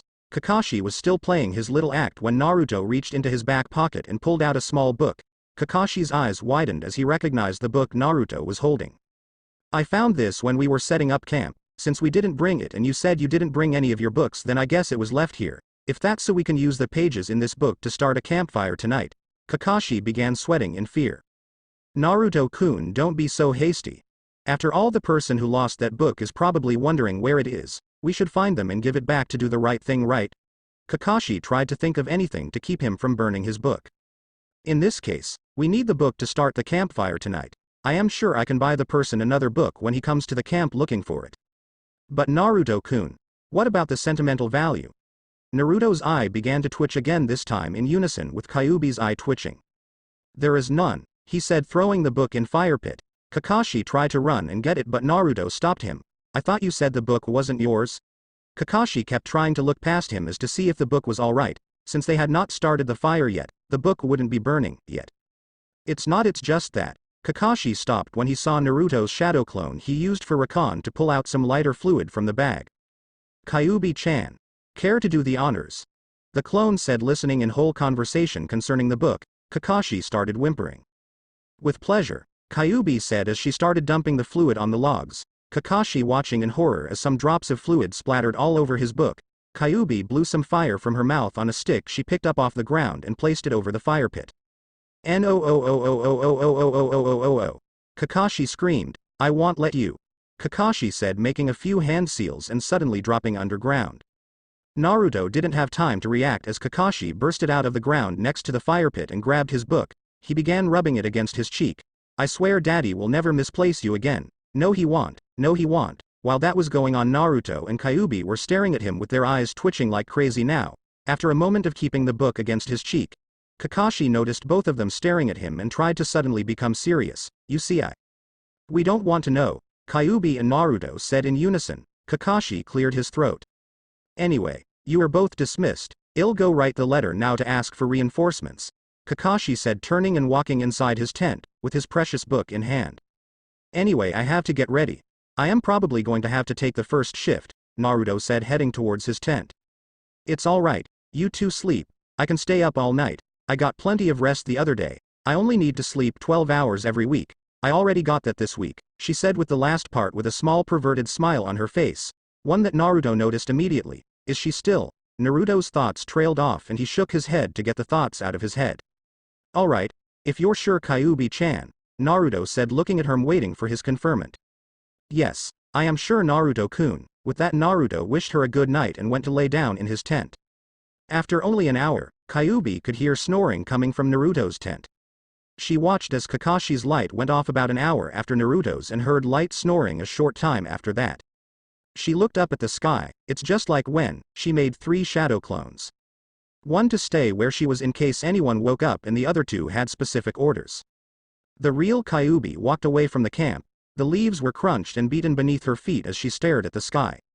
She stared at the stars, continuing to walk on the leaves until she heard no more sound. She heard no more crunching of leaves, she only heard the screeching, boisterous noise of silence. She looked down to see she was standing on a cliff. The forest here made over a 150-foot drop to the next section of forest. She leaned back her head and closed her eyes as she felt the wind blow each strand of her hair forward. Once the wind became calm again, she opened them to see the moon. She watched as the moonlight glazed the surface of the earth around her, each plant and animal basking in the dim moonlight. She listened as the wind howled through the trees and screamed as it was cut by the leaves. Kushina-chan, Minato-kun. She thought as a tear came to her eyes. A smile crept across her face as she remembered the good time she spent with them. Laughter filled the air as Minato, Kushina, and Kyuubi all laughed at the joke. Minato smiled as he stopped laughing and looked over at Kushina, who stared back at him. You know, Minato started reaching across the space that separated him and Kushina. Our son, he's going to grow up just like this. He's going to sit underneath the stars and he's going to look up just like we are now. I wonder what he's going to see. Minato said, the entire time rubbing Kushina's pregnant belly. He's going to see us watch over him all the time, Kushina said with a smile on her face. Minato turned to the second female in their party. What do you think he'll see, Kyuubi-chan? Kyuubi looked up at the stars.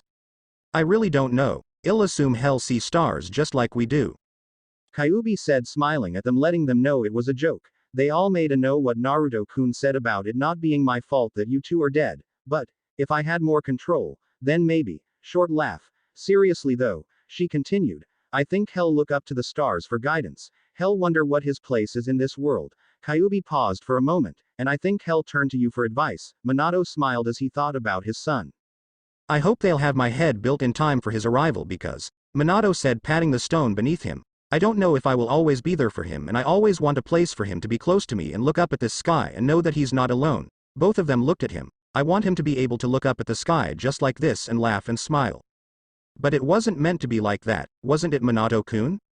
Kyuubi said, clenching her fists. Maybe he wouldn't have had to grow up without you.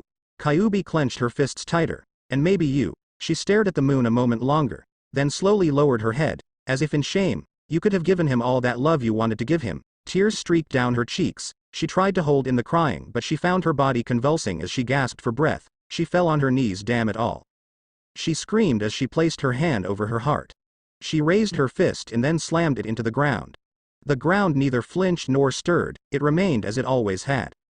Cold and unforgiving, Kakashi kept his distance as he watched the sight.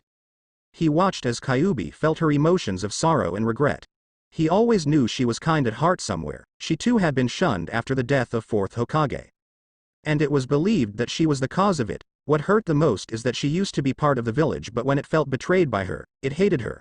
I guess she really does miss them a lot, Kakashi thought. I guess it was really wrong of me to bring him up in front of her. Kakashi let loose a sigh. He turned around to walk away when he noticed Naruto hiding behind a tree just a little further away than him. Did he hear everything? Kakashi thought. He looked back at her as he heard the crying stop.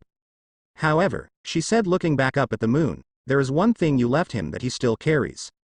She paused as her eye filled up with tears. Love, she stated. Even after all he's been through, he still carries the love you both left him. Kyuubi got back up and continued to stare at the moon. It's why. She took the hand that covered her heart and reached out towards the moon. She loosened her grasp and opened her hand as if to grab the moon.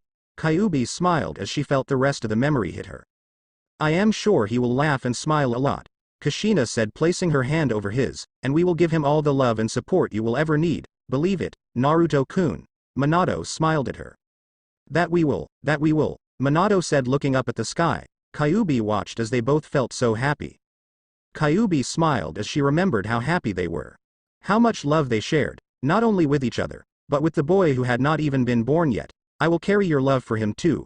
I will love him like no one has. I know I already loved him before, but Kushina-chan, Minato-kun, I finally understand what made you so happy. It was being together with him. Now I feel the same way about him. I love him and I'll never let him go, she said, and with a big foxy grin she firmly yelled at the moon, believe it. Tears once again leaked from her eyes, but this time they were tears of joy. Maybe I was wrong. Maybe he did inspire her enough, Kakashi thought. He looked back at Naruto. You really are something else, Naruto-kun. Kakashi got up and walked back to camp with a newfound hope that maybe she could resist any mind-controlling jutsu. Kyuubi stood there staring at the moon with a smile. Suddenly she saw another hand being raised towards the moon next to her. She gasped as she saw who the arm belonged to. And I'll love her no matter what, believe it, Naruto said, looking at her. Kyuubi's eye continued to flow with tears of joy. She wrapped him in a hug. He let down his arm to embrace her. Mom, Dad, thank you, Naruto thought. Somewhere dark. The constant sound of a heart monster beeped as it always had, giving hope to those who listened. The echo bounced around the room, but only for a second before fading. Then another beep to reinsert that hope, but it too will fade.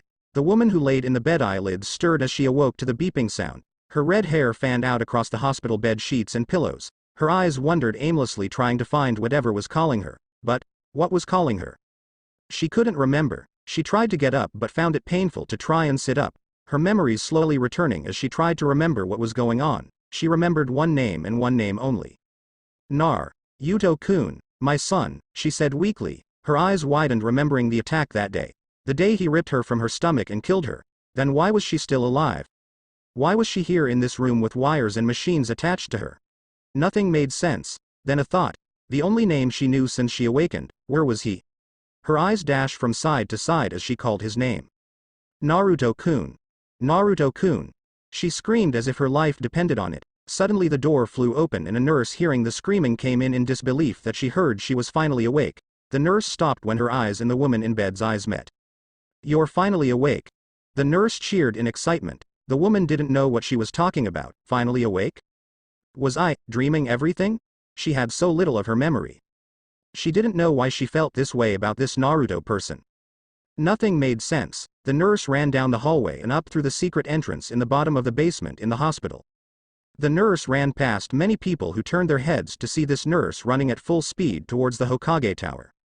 Shizune saw the nurse running and tried to stop her to ask, but she flew up the stairs before she got a chance. There was no knock, no warning. The door and wall nearly turned to rubble as the nurse grabbed the handle and opened the door. Tsunade was sitting there when all this happened. At first she thought it was Naruto, but when she saw it was a nurse her anger increased. The sudden increase caused her to stand up and begin to pound on her desk as she yelled at the nurse. What is the meaning of this? The nurse just stood there out of breath. Tsunade-sama, she's awake. Tsunade had many patients at the hospital. Calm down, damn it, and tell me which one, Tsunade said, watching the nurse huff and puff, as she gasped a deep breath. Kushina-chan, she's awake. Tsunade felt like she was just turned to stone. For Tsunade, seconds felt like hours going by trying to register this information. What did you just say?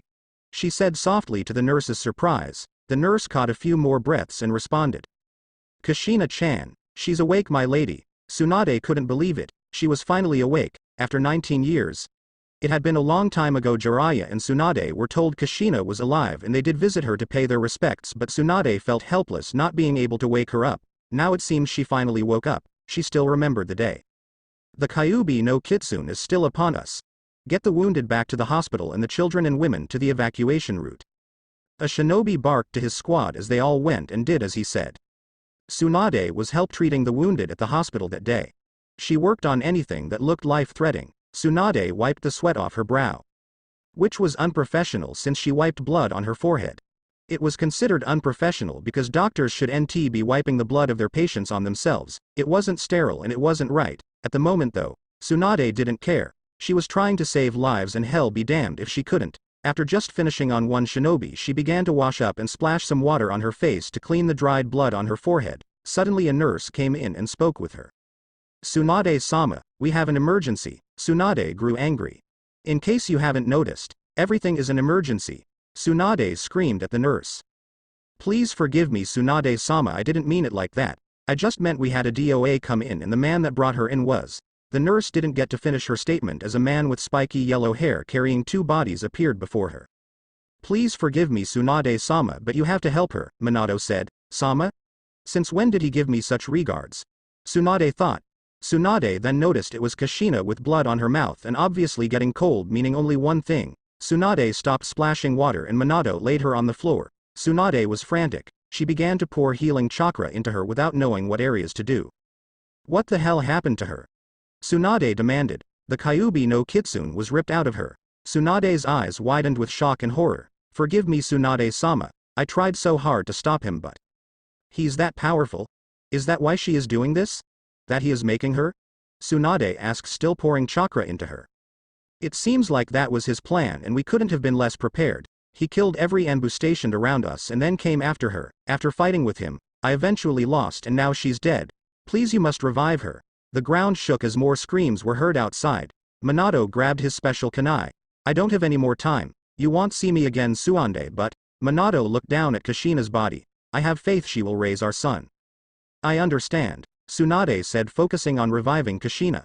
"I am glad." That was it. He was suddenly gone thanks to the jutsu that made him the yellow flash. Tsunade, after what seemed like forever, managed to get a pulse. Tsunade was excited that at least she could save Kushina, but something was wrong. Her pulse came back but she didn't move, she didn't stir, and her breathing was minimal. "Damn it. I failed to revive her in time. She could be just a vegetable or in a coma. I can't know right now. There are so many people who need my help and I can't sit here working on one person. Please forgive me, Minato-kun. I won't be able to save Kushina if any of those are true." Tsunade began to help the other patients. When everyone who was treated for life-threatening injuries was stable, she went to go help out in the fight. She wanted to tell Minato she failed. She arrived to find Jiraiya over Minato's body, which she hurried over to check a pulse. Nothing. She shook her head as she started at the newborn baby crying in the rubble next to him. She asked what was to become of the boy. Jiraiya said it was Minato's final words, that Minato died for his son. He would live and become their grandchild. Tsunade would normally have smiled, but it was too sad to have failed two of her closest friends in one day. "Please forgive me, both of you," Tsunade thought as tears fell from her eyes. Tsunade snapped out of her daydream and clenched her fist. "Show me." She looked up at the nurse with what seemed to be anger. "Now." The nurse bowed and signaled for Tsunade to follow. The nurse and Tsunade ran as fast as they could. People, buildings, everything became a blur except Tsunade's objective. She blew through the front door of the hospital, surprising everyone. She ran past everyone before they could ask what was going on. She ran down the hallway, down the secret stairs, and felt each echo in her ears almost as much as she heard her heart race. She came to a grinding halt in front of the door where she was supposed to lay. She stood as she slowly opened the door, her heart braced itself in for either case. As the door swung open, Sunda's eyes widened. There was Kushina staring down at her sheets and opening and closing her hands as if she never knew what they were for. Kushina jolted at the loud noise after a momentary delay. Tsunade took quick notice of this. Tsunade tried to suck up her emotions and walked over to the bed. Kushina relaxed a bit, not sensing any immediate threat from Tsunade. Tsunade sat on the sheets next to her. "I am going to ask you a few questions and run a few tests. The test doesn't involve anything other than your cooperation, okay?" Kushina nodded hesitantly but agreed. "Okay, first thing, I want you to follow my finger with your eyes, okay?" Kushina nodded. Tsunade balled her fist and stuck up a single finger. She then began to slowly move the hand side to side, but all the meanwhile watching Kushina's eyes follow her finger with no delay. "Good. Just a few more. Next test is I am going to say something and you tell me the first thing that come to mind, okay?" Kushina nodded yet again. "Cat. Dog, red, blood, animal, pet. You're doing fine. Family." Kushina delayed in her answer but spoke it softly, too softly for Tsunade to hear. "Naruto. Say again." Kushina's felt like she was in pain as she tried hard to remember what happened to her and this person she knew. Naruto. I remember, Naruto. Tsunade was surprised but wondered if that's all she remembered or if she remembered it all. What about Naruto-kun? I see him, laying in my arms. There is another man there with me. I am sorry. I can't think of anything else. Tsunade understood. It's okay Kushina-chan, you will remember it with time, Tsunade said hopefully. I want to see Naruto. I remember him and I remember being happy when he was in my arms. I think he's my son, Kushina said. He is, but he's not here right now. For now let's get you checked out, okay? Kushina looked down at her arms and began to remember seeing him again in her arms, cradling the newborn in her arms. Then where is he? Kushina asked, still staring at her hands. Tsunade wouldn't answer that, considering she didn't want to be on the other end of a Kushina beat down if she ever told him he's off risking his life nearly every day, against overwhelming odds, and most of the time winning. At the base camp, a day passed and after still no sign of a messenger bird back from Tsunade, Kakashi told both Kyuubi and Naruto to stay around camp, but they are free to do anything they wanted so long as it wouldn't give away their position. Kakashi wanted to use this time to relax because he knew a battle was coming soon and last thing he needed was for them to waste their strength on staying alert and spying. Kakashi knew there was more to meet the eye than what they saw, but what it was. He had no idea what they were really in for. Kakashi began to read his book inside his tent. I know that those two need time to talk. Despite being ninja, his feelings could get in the way of the mission. While it is bad, I am more fearful of him doing something reckless and hurting himself. In all the years I've known him I've still got a soft spot for him. Not something I thought I would have for him considering how he used to be. But that's Uzumaki Naruto for you. His mind wandered off. And you too Kushina. While Kakashi daydreamed and looked at his book, Naruto and Kyuubi were in their tent. Naruto was stripping down to his boxers while Kyuubi was watching him aroused. You almost ready Kyuubi-chan? Naruto asked excitedly at her. Kyuubi had too many perverted thoughts in her mind right now to give him a straight answer. However, Naruto stared at her hoping to hear an answer. MMMMMMHMMMMMM. Yeah, I am ready Naru-kun, she said seductively, but the seduction was ignored by the blonde-haired boy. Good, let's get going, Naruto said, leaving the tent, leaving Kyuubi to mumble to herself. I'd love to get it going, but you won't hold still, Kyuubi sighed. She looked at his shed clothes, she glided her fingers cautiously on the fabric. As if the fabric would become bathed in flame if she touched it harder. Her eyes wandered downwards as she stroked the fabric. Slowly her eye dimmed and she closed her eyes. As she held her eyes closed, she grasped the fabric and began to crush it in her hand. Her fist clenched tighter and tighter. Finally she heard footsteps towards the tent and quickly straightened herself out. Suddenly the figure leaned up against the tent, book in hand, and spoke. You know that Naruto-kun is already halfway to the river by now, right? Kakashi asked, keeping his eye on the tent. Kyuubi. Yeah. I am almost ready. Don't you dare be peeking, you pervert. Don't worry. I am not. Kakashi let a silence befall them for a moment before continuing. Listen. You may not like me, but regardless, I still consider my relationship with Naruto to be very close. He's been through a lot, as I am sure you know. I don't want to see him hurt by you. There was a short silence followed by a hand being placed around Kakashi's neck. Kakashi now stared into the eyes of an extremely pissed off Kyuubi. The choke she had on him was special, allowing just enough air to breath, yet hard enough to make him choke. Listen to me. I love Naruto-kun. If you dare to ever make the accusation that I don't, I will rip out your throat and spine. There is not a fiber of my being that doesn't love him. She stared at the Jonin struggle for a moment. After another brief moment she calmed her anger and placed him down, then let him go. I won't say I am sorry for that. Just know that it's very personal to me if anyone even makes the assumption that I don't love him. Kakashi struggled to regain his breath but managed to cough out some words. Got it. After Kakashi started breathing normally, he began to think about that look in her eye. He started to understand something about her he never knew before. That look in her eyes not only bared hurt, but bared sadness of some sort. What sadness? Only she knows. Kakashi saw Kyuubi disappear after Naruto and thought to himself, what in the world is she hiding? Elsewhere, Naruto dashed from tree to tree on all fours until he reached the stream. He looked around to find the perfect spot. He found an excellent spot in the shade, almost making it the illusion of nighttime. Naruto jumped in and Naruto laid his head on the rock in the cold stream. He wished this was a hot spring, though the water still served its purpose of helping to cleanse him. The water that granted life to many animals and humans now purged his body of its impurities. He closed his eyes and began to meditate. He relaxed and held tightly on the rocks, but completely relaxing his lower body.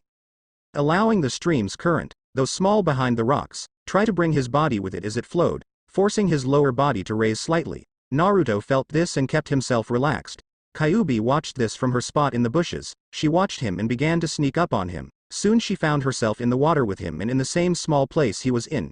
Even though she was a master of stealth, Naruto could feel her presence the moment she touched the water near him. "Hello, Kyuubi-chan," Naruto said quietly, making sure to keep his body relaxed. At first Kyuubi was surprised but then realized how he sensed her. He was channeling his sage chakra to feel the world around him. She smiled softly and cuddled up against him. Naruto closed his eyes and smirked as did she. "You do know, Kyuubi-chan, you didn't have to be naked, right?" Kyuubi looked at him, to only see he was already expecting her gaze to his eyes. "Maybe, but I love to feel your heartbeat and your warmth. I love holding you in my arms with all my heart and never wanting to let go. I can't do any of that with clothes, besides you know me in clothes," Naruto smiled. "Yeah, I do." Back at the hidden leaf, Tsunade didn't know how to answer Kushina. Should she tell her son is a ninja and risks his life every day? Then again, most ninja parents would be proud of what Naruto has accomplished. Tsunade got lost in thought. Kushina on the other hand seemed to be reading every expression on her face. She thought the worst first. "Is my son dead?" Kushina asked bluntly. Tsunade looked into her eyes. She wanted to know the truth and was even possibly ready to accept it. "Shizune, I hope you have a lot of sake ready for me. I'll need it after this," Tsunade thought as she sighed. "No, he's a ninja." Kushina was slightly relieved, then again that raised more questions. A ninja. Suddenly something sparked into her mind as she began remembering her homeland being destroyed, her meeting Minato, her being the container of the Kyuubi. Everything came flying at her like a brick to the forehead. After the brick hit, she grabbed her head in pain. She began screaming uncontrollably like she was caught in Itachi's genjutsu. Tsunade quickly realized she gained her memory back. First thing she did was try and calm her down. "Settle down, Kushina." Tsunade held her down as seconds passed like minutes and minutes seemed like hours. Tsunade kept having to pump chakra into her arms because Kushina was kicking and screaming as her body relived all the pains and pleasures of her life. After 5 minutes the screaming suddenly stopped. Tsunade took this time to catch her breath and check on her vitals. "She's still alive." Tsunade wanted to provoke a response of some sort. "Kushina-chan, are you okay?" At first there was no answer. Kushina just laid there with no movement as if she were dead. "Kushina-chan Tsunade was cut off. "Minato-kun, is he dead?" Tears rolled down her cheeks. Kushina bit her lip knowing the answer. Tsunade quickly turned away from her. "I am sorry, Kushina-chan. He left you here and then disappeared. I found him later dead." Kushina knew it, he whispered in her ear before she went unconscious. Naruto lay sleeping in the crib. Minato and Kushina made their last declarations wishing Naruto all the world. Kushina felt Minato's chakra rise as he finished. He whispered back to her. "You might not make it, Kushina-chan, to see him grow, but you will always be there for him. One of us has to." She slowly slipped into unconsciousness as she remembered seeing bright lights and mumbled talking. "He died protecting me and Naruto. While he died for what he believed in, he should have taken me with him too." She began to break out crying as she blamed herself for everything that happened. "Kushina-chan. Kushina-chan. Listen to me," Tsunade said angry. However, Kushina chose to ignore her. "Naruto-kun is alive. He's alive and well." Kushina, while not stop crying, pushed aside her tears and the tears fell slower. "You're right. I have to be strong for Naruto-kun." Gears turned in her mind as tears stopped falling altogether. Then something sparked. "Wait. You said Naruto-kun was ninja. Does that mean I've been out for 5 years? Tsunade thought she had finally calmed her down when she pulls this. "Listen, Kushina-chan, there is something I need to tell you." Before Tsunade could continue she heard Shizune screaming after her. "Tsunade-sama. Tsunade-sama." Shizune ran into the room since she checked all her normal procrastination places. Shizune gasped as she saw Kushina on the bed. For a moment she thought she was dreaming. Could Kushina be awake at last? "Kushina-chan." Shizune called, "You're awake." Kushina smiled at the newcomer and just stared. "Do I know you?" Tsunade smiled in relief. "Thank Kami, Shizune. Hopefully this will take your mind off how long you've been out." "Of course not, I wasn't with Tsunade-sama at the time, how silly of me. Anyway, how are you feeling?" Kushina just smiled. "I am doing fine, thanks for asking." "Really? I would think you wouldn't be doing so great after 20 years of being in a coma." Tsunade froze. "Kami, damn it, Shizune. 20 years." Kushina spoke softly. Tsunade clenched her fist. "I was just getting to that, Shizune-chan." Tsunade shot Shizune a death glance. Shizune backed up a few feet and ran into the wall. I am sorry Tsunade-sama, I thought you told her. Sorry. Tsunade knew that to be true but should know better to see what Kushina knew before blurting things out like that. Damn Shizune-chan. I just got her calmed down and you just had to tell her that, huh? Why are you down here anyway? Shizune regained her posture and, thought scared, handed the letter to Tsunade. Naruto-kun team is reporting in requesting a small backup squad. Despite Naruto's power, the enemy numbers are in the tens of thousands. Even with clones, it'll take a lot out of them before they reach the boss. Meanwhile, Tsunade quickly read the letter. Go tell Team 5 that they, judging that she's asking you to send teams, I'll take it you're the new Hokage Tsunade-sama. Tsunade nodded slightly. Then send me, Kushina said boldly. Tsunade and Shizune looked over at her in surprise. The next few moments were thick between Kushina and Tsunade as they stared each other down. No, Tsunade gambled that it would settle that matter. Of course she was always bad at gambling. Tsunade-sama, I am a ninja of the hidden leaf. I have not been on a mission since 20 years ago.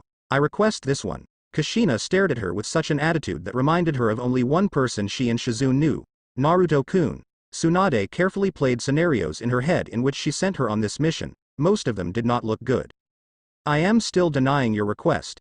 Kushina opened her mouth to yell at Tsunade but she placed a finger over her mouth. However, if you agree to take a team with you, I will approve. Kushina smiled. Fine, if that's what it takes, Tsunade-sama.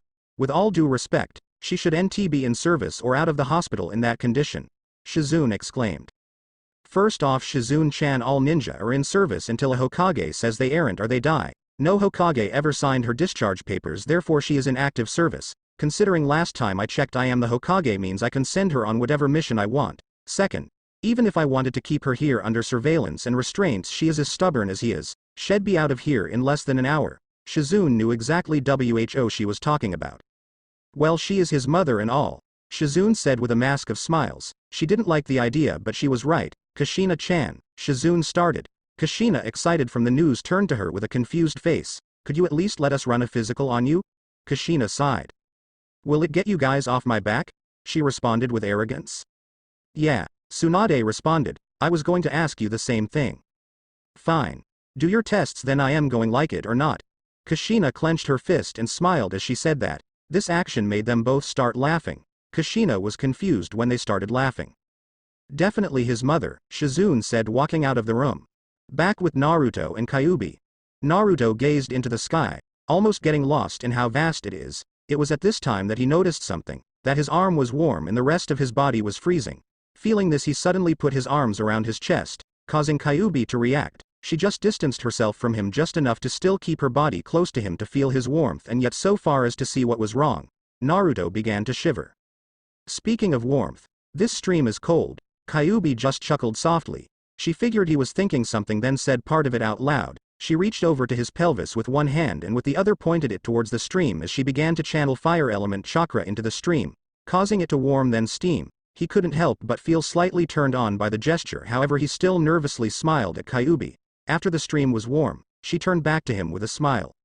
Of course that's not all I have to warm now, is it? What do you? Before he could answer, her lips were pressed against his. He didn't have time to respond to her invasion as her tongue blitzkrieged his mouth and claimed victory over his mouth. As part of its dominance it played with his tongue. After a moment she departed from his lips as they stared at each other. Kyuubi smiled devilishly. Naru-kun, she spoke seductively, we are all alone here, do you want to do anything? When she said anything, a big hentai grin appeared on her face. Naruto suddenly felt a warm and hot sensation in his groin. Naruto responded to that with a small movement of his lower region and a soft groan. Kyuubi saw his response and smiled. She moved the one hand that was on his thigh and moved it up onto his response. Naruto tried to overcome the pleasure for a moment to tell her not here, but when he looked down, her head disappeared under the water. Shit, she's gonna. He never got to finish his thought as he felt her tongue and mouth suck, lick and kiss his tip. Damn. Naruto thought as he unconsciously put his hand on the back of her head. Suddenly she went deeper on him, completely cooperating with what his hands were telling her. She continuously repeated the same action as she had expanded slightly. He felt the numbing feeling indicating he was extremely close, and pre-cum. Time to finish him off. Naruto's eyes shot open as he felt his entire length being swallowed by her. He unknowingly began to thrust his hips, causing her to choke, but she didn't care. She was enjoying this domination over him. She felt his penis enlarge slightly more and she smiled. Here it comes. The big moment came seconds later as she felt his warm seed spray all over her throat. After he was done, she felt his penis get small and limp again. She licked off the tip, enjoying the remnants of what she accomplished. She surfaced to find Naruto panting and laying against the rocks. She smiled. That good, huh, Naruto-kun? The only response she got back was more panting and a nod. She cuddled up against him again. She wrapped both her arms around just one of his arms and held her cheek to the same arm. Naruto began to breathe normally now as he relaxed in the now hot water. Naruto looked down at Kyuubi, who seemed to be taking a rest on his arm. Hey Kyuubi-chan. Naruto asked softly to see if she was awake.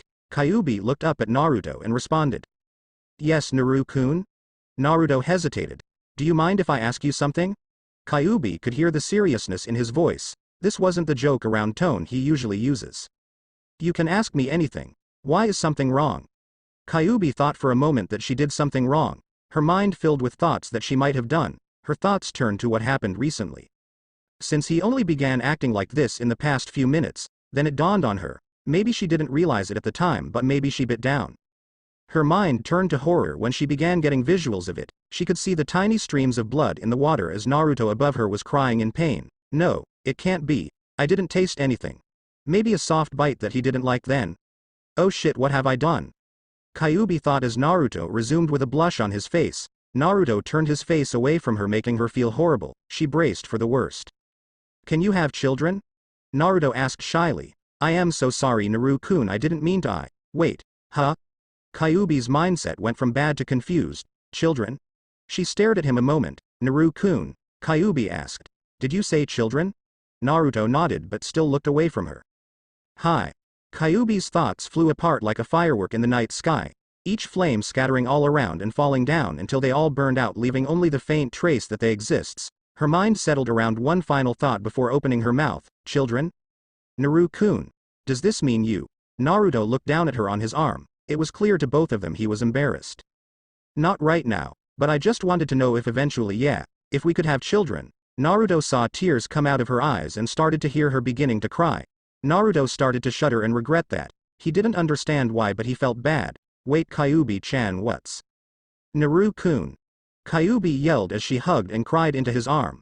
A smile boldly came across her face. He wants me to bear his children. He wants me. Naruto realized that she was happy crying. While making him happy that she was happy, she was still crying, which made him have a small pit of sorrow in his chest. However, it was only a pit, nothing more. He embraced her with everything he had. Suddenly one of her hands gently guided one of his hand to grab one of her ass cheeks. When Naruto realized what exactly he was holding, he pulled away slightly, but Kyuubi didn't let him get far. Kyuubi-chan, are you? Kyuubi was sure of the next words, so she shot forward too quickly for him to react yet. Placed the most passionate and soft kiss he ever felt. After a few moments they parted lips, gasping for breath. Naruto-kun. I would love to have your children. I can have them, and the fact that you really mean it, it means so much to me. I can't tell you how happy this makes me. You mean everything to me. You can do whatever you want to me. I know it sounds strange, but I don't care. The fact that you love me enough to want to have me carry your children, to be their mother, makes me so happy. I know eventually we'll have to do it in order to have children, but when we do, if you ever wanted to try something, anything, I'll do it. Name it. What have you always wanted to try? Naruto began to think. What would he want to do to her? Was he sure if it was alright? Kyuubi almost immediately sensed his trepidation. She seemed to know exactly what he was thinking. She planted a quick kiss on him before confronting him. By anything I mean anything. Do you want to tie me up? Gag me? Naruto-kun, anything you want to do. Anything, any fantasy you have, any fetish you may have. Speak it now. I'll do whatever you want. You had a fantasy about doing Sakura and me both together? You making clones and having a four-way with me. Tell me anything you want. I want only to make you happy. Naruto couldn't believe his ears. Did she really just say that? You have made me happier than I have ever been, Naruto-kun. So just tell me. What do you want? She blushed slightly. I'd even go back into my real form, get human-sized and let you do whatever you want with me, if you were into that sort of thing. Naruto got a perverted grin on his face that made her smile. So, what will it be then? I'll surprise you when we get back home. Kyuubi began to pout. The sun was setting, making the sky streak an orange glow across the sky. The breeze howled throughout the trees while Kyuubi and Naruto were walking back to the camp. Kyuubi continued to sulk over Naruto's refusal to let her know what his deepest desires were. She enjoyed the bath and being with him, however.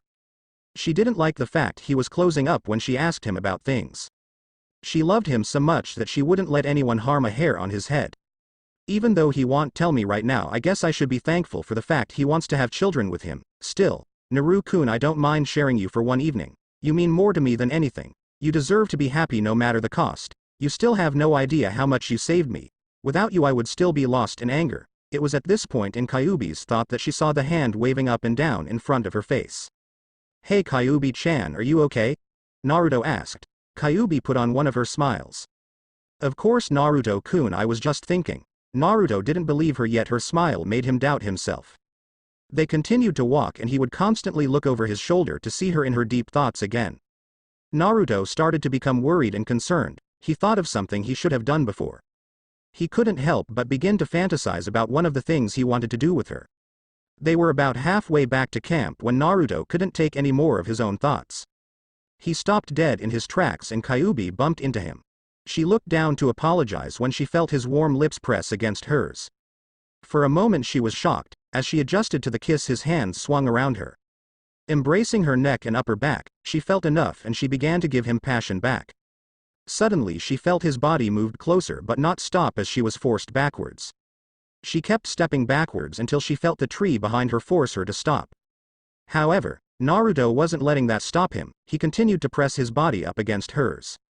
She felt his hard chest press against her breasts as his pelvis moved against hers. She felt the heat flare soar through her body as Naruto continued his assault. Suddenly he broke the kiss as they panted. They stared into each other's eyes, his hot breath continuing to bombard her neck. She could feel the steam from his breath begin to accumulate on her neck.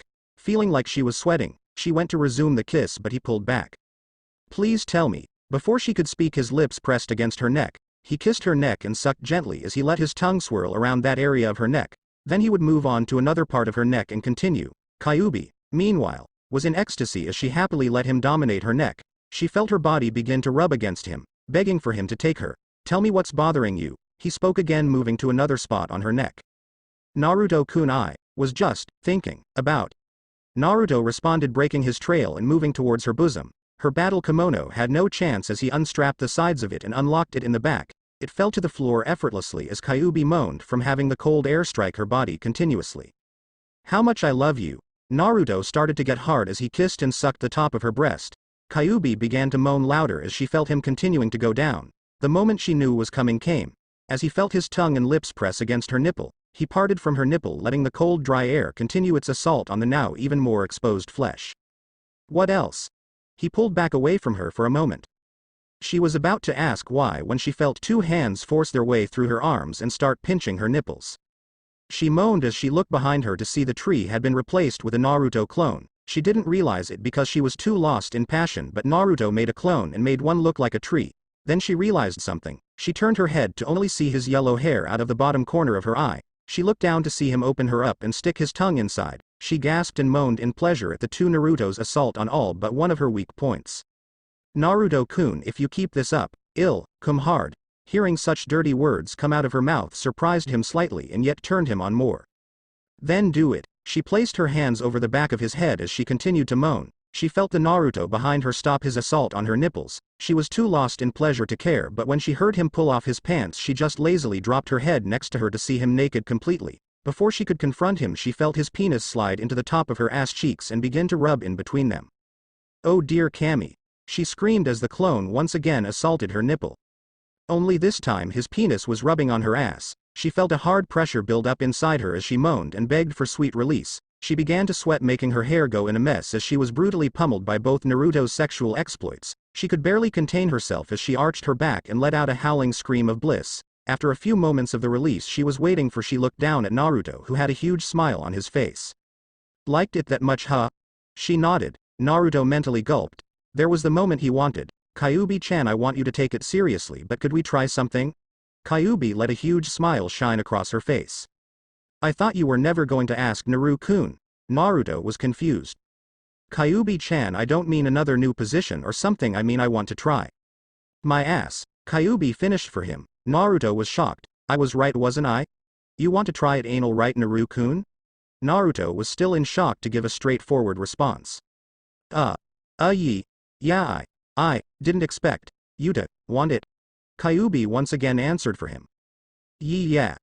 I wanted to ask if you would try it, but apparently you already like it, Kyuubi chuckled. I more than like it, Naru-kun. It's one of my favorites to do. Naruto face vaulted. Kyuubi wondered why he was acting like this. She was sure he would be overjoyed. What's wrong, Naru-kun? Did you not want to do it? And no. I do, I just wasn't expecting that response from you, Kyuubi smiled. Well, let's just say when you have an eternity to live, you try lots of stuff and you read lots of medical journals that tell you how. Medical journals? Yup. I got bored one day and went into the library and found tons of medical journals to help me improve my mending abilities. While researching anatomy, I found out that the ass has lots of nerves. Shocked by that, I wondered if it was implying that sex could be performed there. So I tried. Well, it didn't turn out good the first time. It hurt a lot, which made me realize that there was a lot of nerves there, but why aren't they responding to my fingers the way I wanted?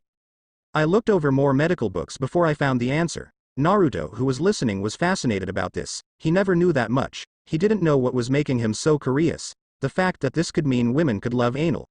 Or the fact that he was learning something about the body he never knew before. He wanted to try anal because he figured it was next to the vagina that it could feel good, plus he had a major fetish for asses. What was the answer? Naruto asked excitedly. The ass doesn't produce a substance to make it possible. Naruto went wide-eyed. Think about it, if I am aroused, I am wet down here. She placed a hand over her vagina. That makes it nice and smooth for you to put it inside me, but over here. She placed a hand over her ass. I don't get that. So after I tried it with the new knowledge, it still wasn't amazing. In fact, it hurt still a little, but I kept trying until I got enough in there to make it feel good. Then after that, the only other side effect was that when I had to pee, I felt like someone had pinched me down there. After that initial hurt, I could put one finger inside it. Then two. I've never tried any more than that because it's made me come so nice with that I don't want to make the moment come too quickly. Then Kyuubi-chan, wouldn't I need something to? Naruto was cut off by her shaking her head side to side. You forget, Naru-kun. This isn't my normal form. I can make this form however I want it. I can even make it nice and smooth back there for you. She turned around and pushed down the clone to the floor. She bent over, making sure to give the real Naruto a very open view of her ass. Kyuubi-chan. Kyuubi began to lick the clone's head as he moaned lightly in pleasure. She looked back up at him. He was still slightly shocked at all this. Naru-kun, you can do me in the ass as much as you like. All I ask is that you please go slow first. I never placed anything bigger or longer than 2 fingers inside there before. Just please at first take it slow. Naruto's bulge in his pants couldn't get any bigger as he heard those words. Naruto smiled as he stripped off all his cloths. Satisfied in her results, she took her mouth back to the clone. She licked and held his penis with one hand as she placed a hand on her ass, opening it more so he would have more room to enter her. She didn't have to wait very long until she felt his tip at her rear entrance. She felt some slight pressure as he tried to enter her tight hole. She did what she remembered. She began to relax her ass muscles as she braced for her anal virginity to be lost. Naruto groaned as he felt his tip press against her asshole and it began to open larger, allowing him entrance. Before he could blink, half his length was engulfed by her ass as she moaned at the new sensation. Naruto began to push it forward as he remembered what she said. Once he couldn't go any further inside her, he began to pull out at a slow moderate speed. He pushed his member in full length again at a slightly faster speed. All the meanwhile, Kyuubi laid there moaning as she felt the child of pain and pleasure dance around inside her ass. Naruto tried to keep pace but found it difficult because it felt so good. He wanted more and his body begged him for more, but he couldn't pull himself to a much faster speed until Kyuubi said it was fine. A few moments passed before Kyuubi began to feel less pain and more pleasure. Naru-kun, faster please. Naruto didn't need to be told twice. He began to pound her ass at almost twice the speed instantly as Kyuubi moaned louder while trying not to let the sex keep her from making the clone come. As she began to feel more and more pleasure, she became more and more desperate to make the clone come. She wanted him to come just as the rest of them did. She even began to choke herself on his penis as moans became gargled from the lack of space in her throat. She had to take the penis out of her mouth and rub it while she panted and cursed out loud, harder, faster. Shit, Naru-kun, I am going to come. Me too. Naruto screamed as Kyuubi got back to work on the clone with an even deeper thrust down and a faster one. Me three. Cried the clone as he felt the pressure building up. Naruto increased his pace dramatically as he felt his pressure build up. Kyuubi screamed into the clone's penis as she began to come. She felt Naruto give one last hard ram into her as she felt his seed begin to spray all over the inside of her. At the same time the clones began to cum in her mouth as she swallowed each drop. The orgasm for all three didn't last long after that, but it was amazing nonetheless. Kyuubi panted for another few seconds as she looked back at Naruto, who was still inside her. She felt him pull out and then begin to jack off on it a little to get it hard again. Before Kyuubi could ask what he was doing, she felt Naruto's clone pull her down on top of him. She felt his hands move her hips around until he pulled it down right on his erect penis. She moaned in pleasure even though she couldn't imagine how. She had just gotten 2 massive orgasms and she could still feel good. She noticed something: the clones wasn't moving or signaling her to move. He just stood there. She opened her mouth to ask what when she got her answer. She felt Naruto's penis now enter her rear entrance again. This time she screamed in pleasure as she now felt both dicks inside her. They began to screw her pretty fast for just starting out, but figuring she's had enough orgasms and they had done it long enough, she didn't need a moment to adjust. Because of this they didn't take a cue on when to go faster and harder, and they didn't slow down. The real Naruto inside her ass focused on mainly going deep and hard, while the clone inside her pussy just focused on speed. Together, they made her open her mouth, stick out her tongue and begin to pant like a dog. At this time she felt her orgasm happen, but she continues to have her orgasm throughout the upcoming minutes. Both are inside me at once. I can't take it. I can't take it. It's too much. Cammy, help me. She screamed mentally as she felt both increase their pace, obviously already reaching near the end. I am gonna break. I am gonna break. She felt herself continuing to come, unaware of the 2 men currently reaching their limit. I am gonna die. I never thought it would end like this. Fucked to death by Naruto-kun. Just after her thought, she felt both dicks expand inside her as they slammed as hard as they could inside her. At this point her back arched and her eyes rolled into the back of her head. She felt every single drop of cum from them being emptied into her. The clone disappeared, causing her body to fall to the floor almost lifelessly. As she fell, Naruto watched as his dick slid out of her ass and made a small pop noise. After all that, he was spent and tired as he fell to his knees and breathed heavily for the next few moments. After what felt like hours, his breathing began to return to normal. After he did, he noticed that Kyuubi hadn't moved since he finished. Naruto smiled as he went and placed a kiss on her forehead. Sleep well, Kyuubi-chan, he said, getting dressed, putting her cloths back on and then throwing her over his shoulder and taking her back to the campsite. Hidden leaf. Tsunade's eyes glared at the 7 people standing in front of her, her eyes examining each one for signs of weakness. Today's mission will be a rank because you will not be engaging in battle with the S-rank ninja. Before I begin the briefing, I want to make sure this is clear, got it? Hi. They chanted. Your primary mission is simply to escort a team through enemy lines, ensuring that they reach their target safely. There are thousands of people involved, which is why you have been selected to escort these people to their destination. You are to make sure they fight as little as possible. Is that made clear? You will make sure that none of these people fight to the point where they can't complete their mission. Hi. They chanted again. The leader among your group is not here. He is part of the team that you will be escorting. You all know him well, so I expect no problems with him being your team leader.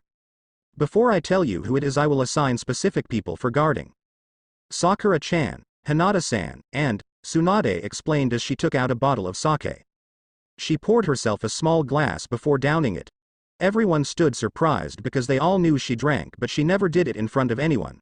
Tsunade knew this was a mistake, but she couldn't fight her. Kushina-chan, you will be assigned to guard Uzumaki Naruto.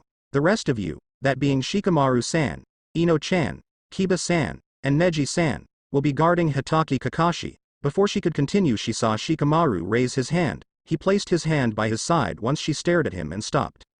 With all due respect, you said there were 3 members of this team. You only have us guarding 2. Why aren't we guarding the 3rd? Tsunade went wide-eyed. Shit, Shikamaru. She had to think of a way to tell them it was the Kyuubi without letting Kushina know. Even though she would find out and there would be hell to pay when she came back, it still eased her to know her death was not now. Then a thought. Because the 3rd member is the woman you all met at Naruto's birthday. They all knew who she meant and knew they were sworn to secrecy. It was obvious to everyone there that she had not been briefed on the Kyuubi, and that's why she said it like that. Also, who is she? Shikamaru spoke as he pointed to Kushina. I've never seen her and she's too old to. Shikamaru quickly regretted those words as he was punched through the wall. Tsunade just sighed. For being a genius, he sure is an idiot, everyone thought as they didn't feel bad for him. She hasn't changed one damn bit, Tsunade thought. Was that really necessary? Tsunade said with an even heavier sigh, now having to have the wall repaired. Kushina just smiled. Sorry, I still feel like I am young.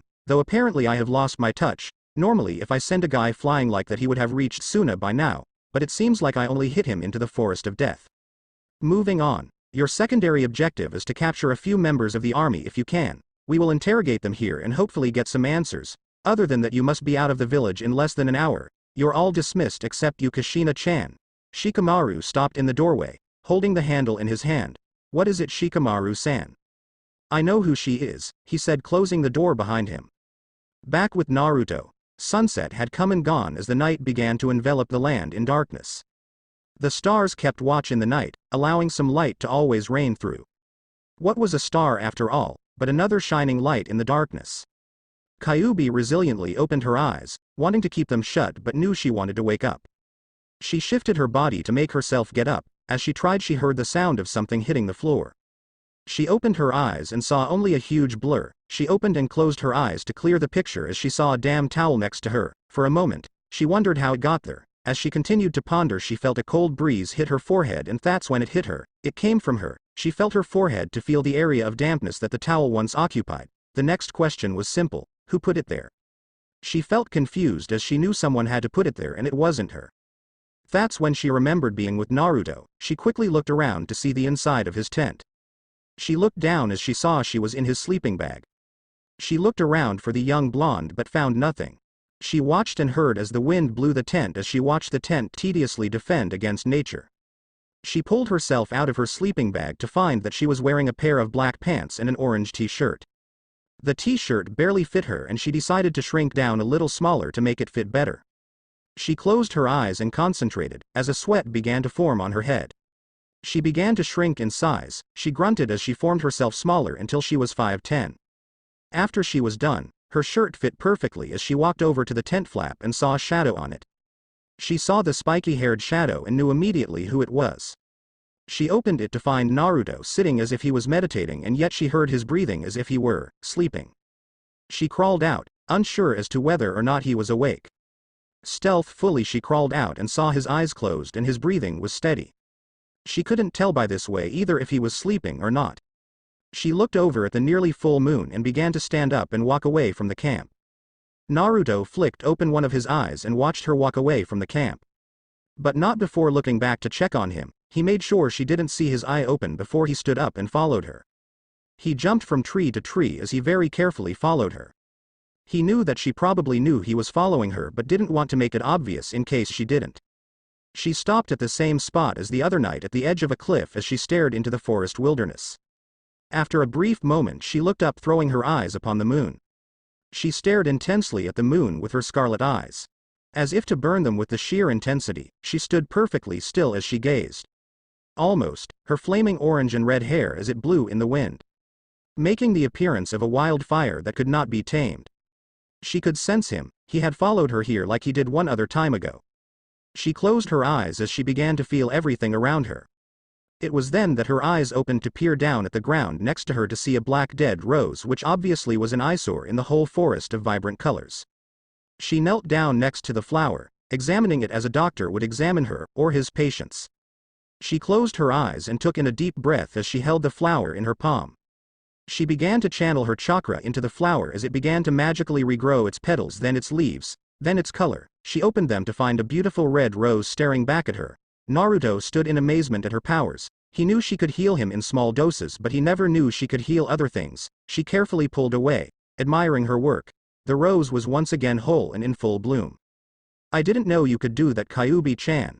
Naruto asked, stepping out from the shadows. Kyuubi did not even try and act surprised. She had known he had followed her here. For what purpose though? Kyuubi only assumed to see if she was alright.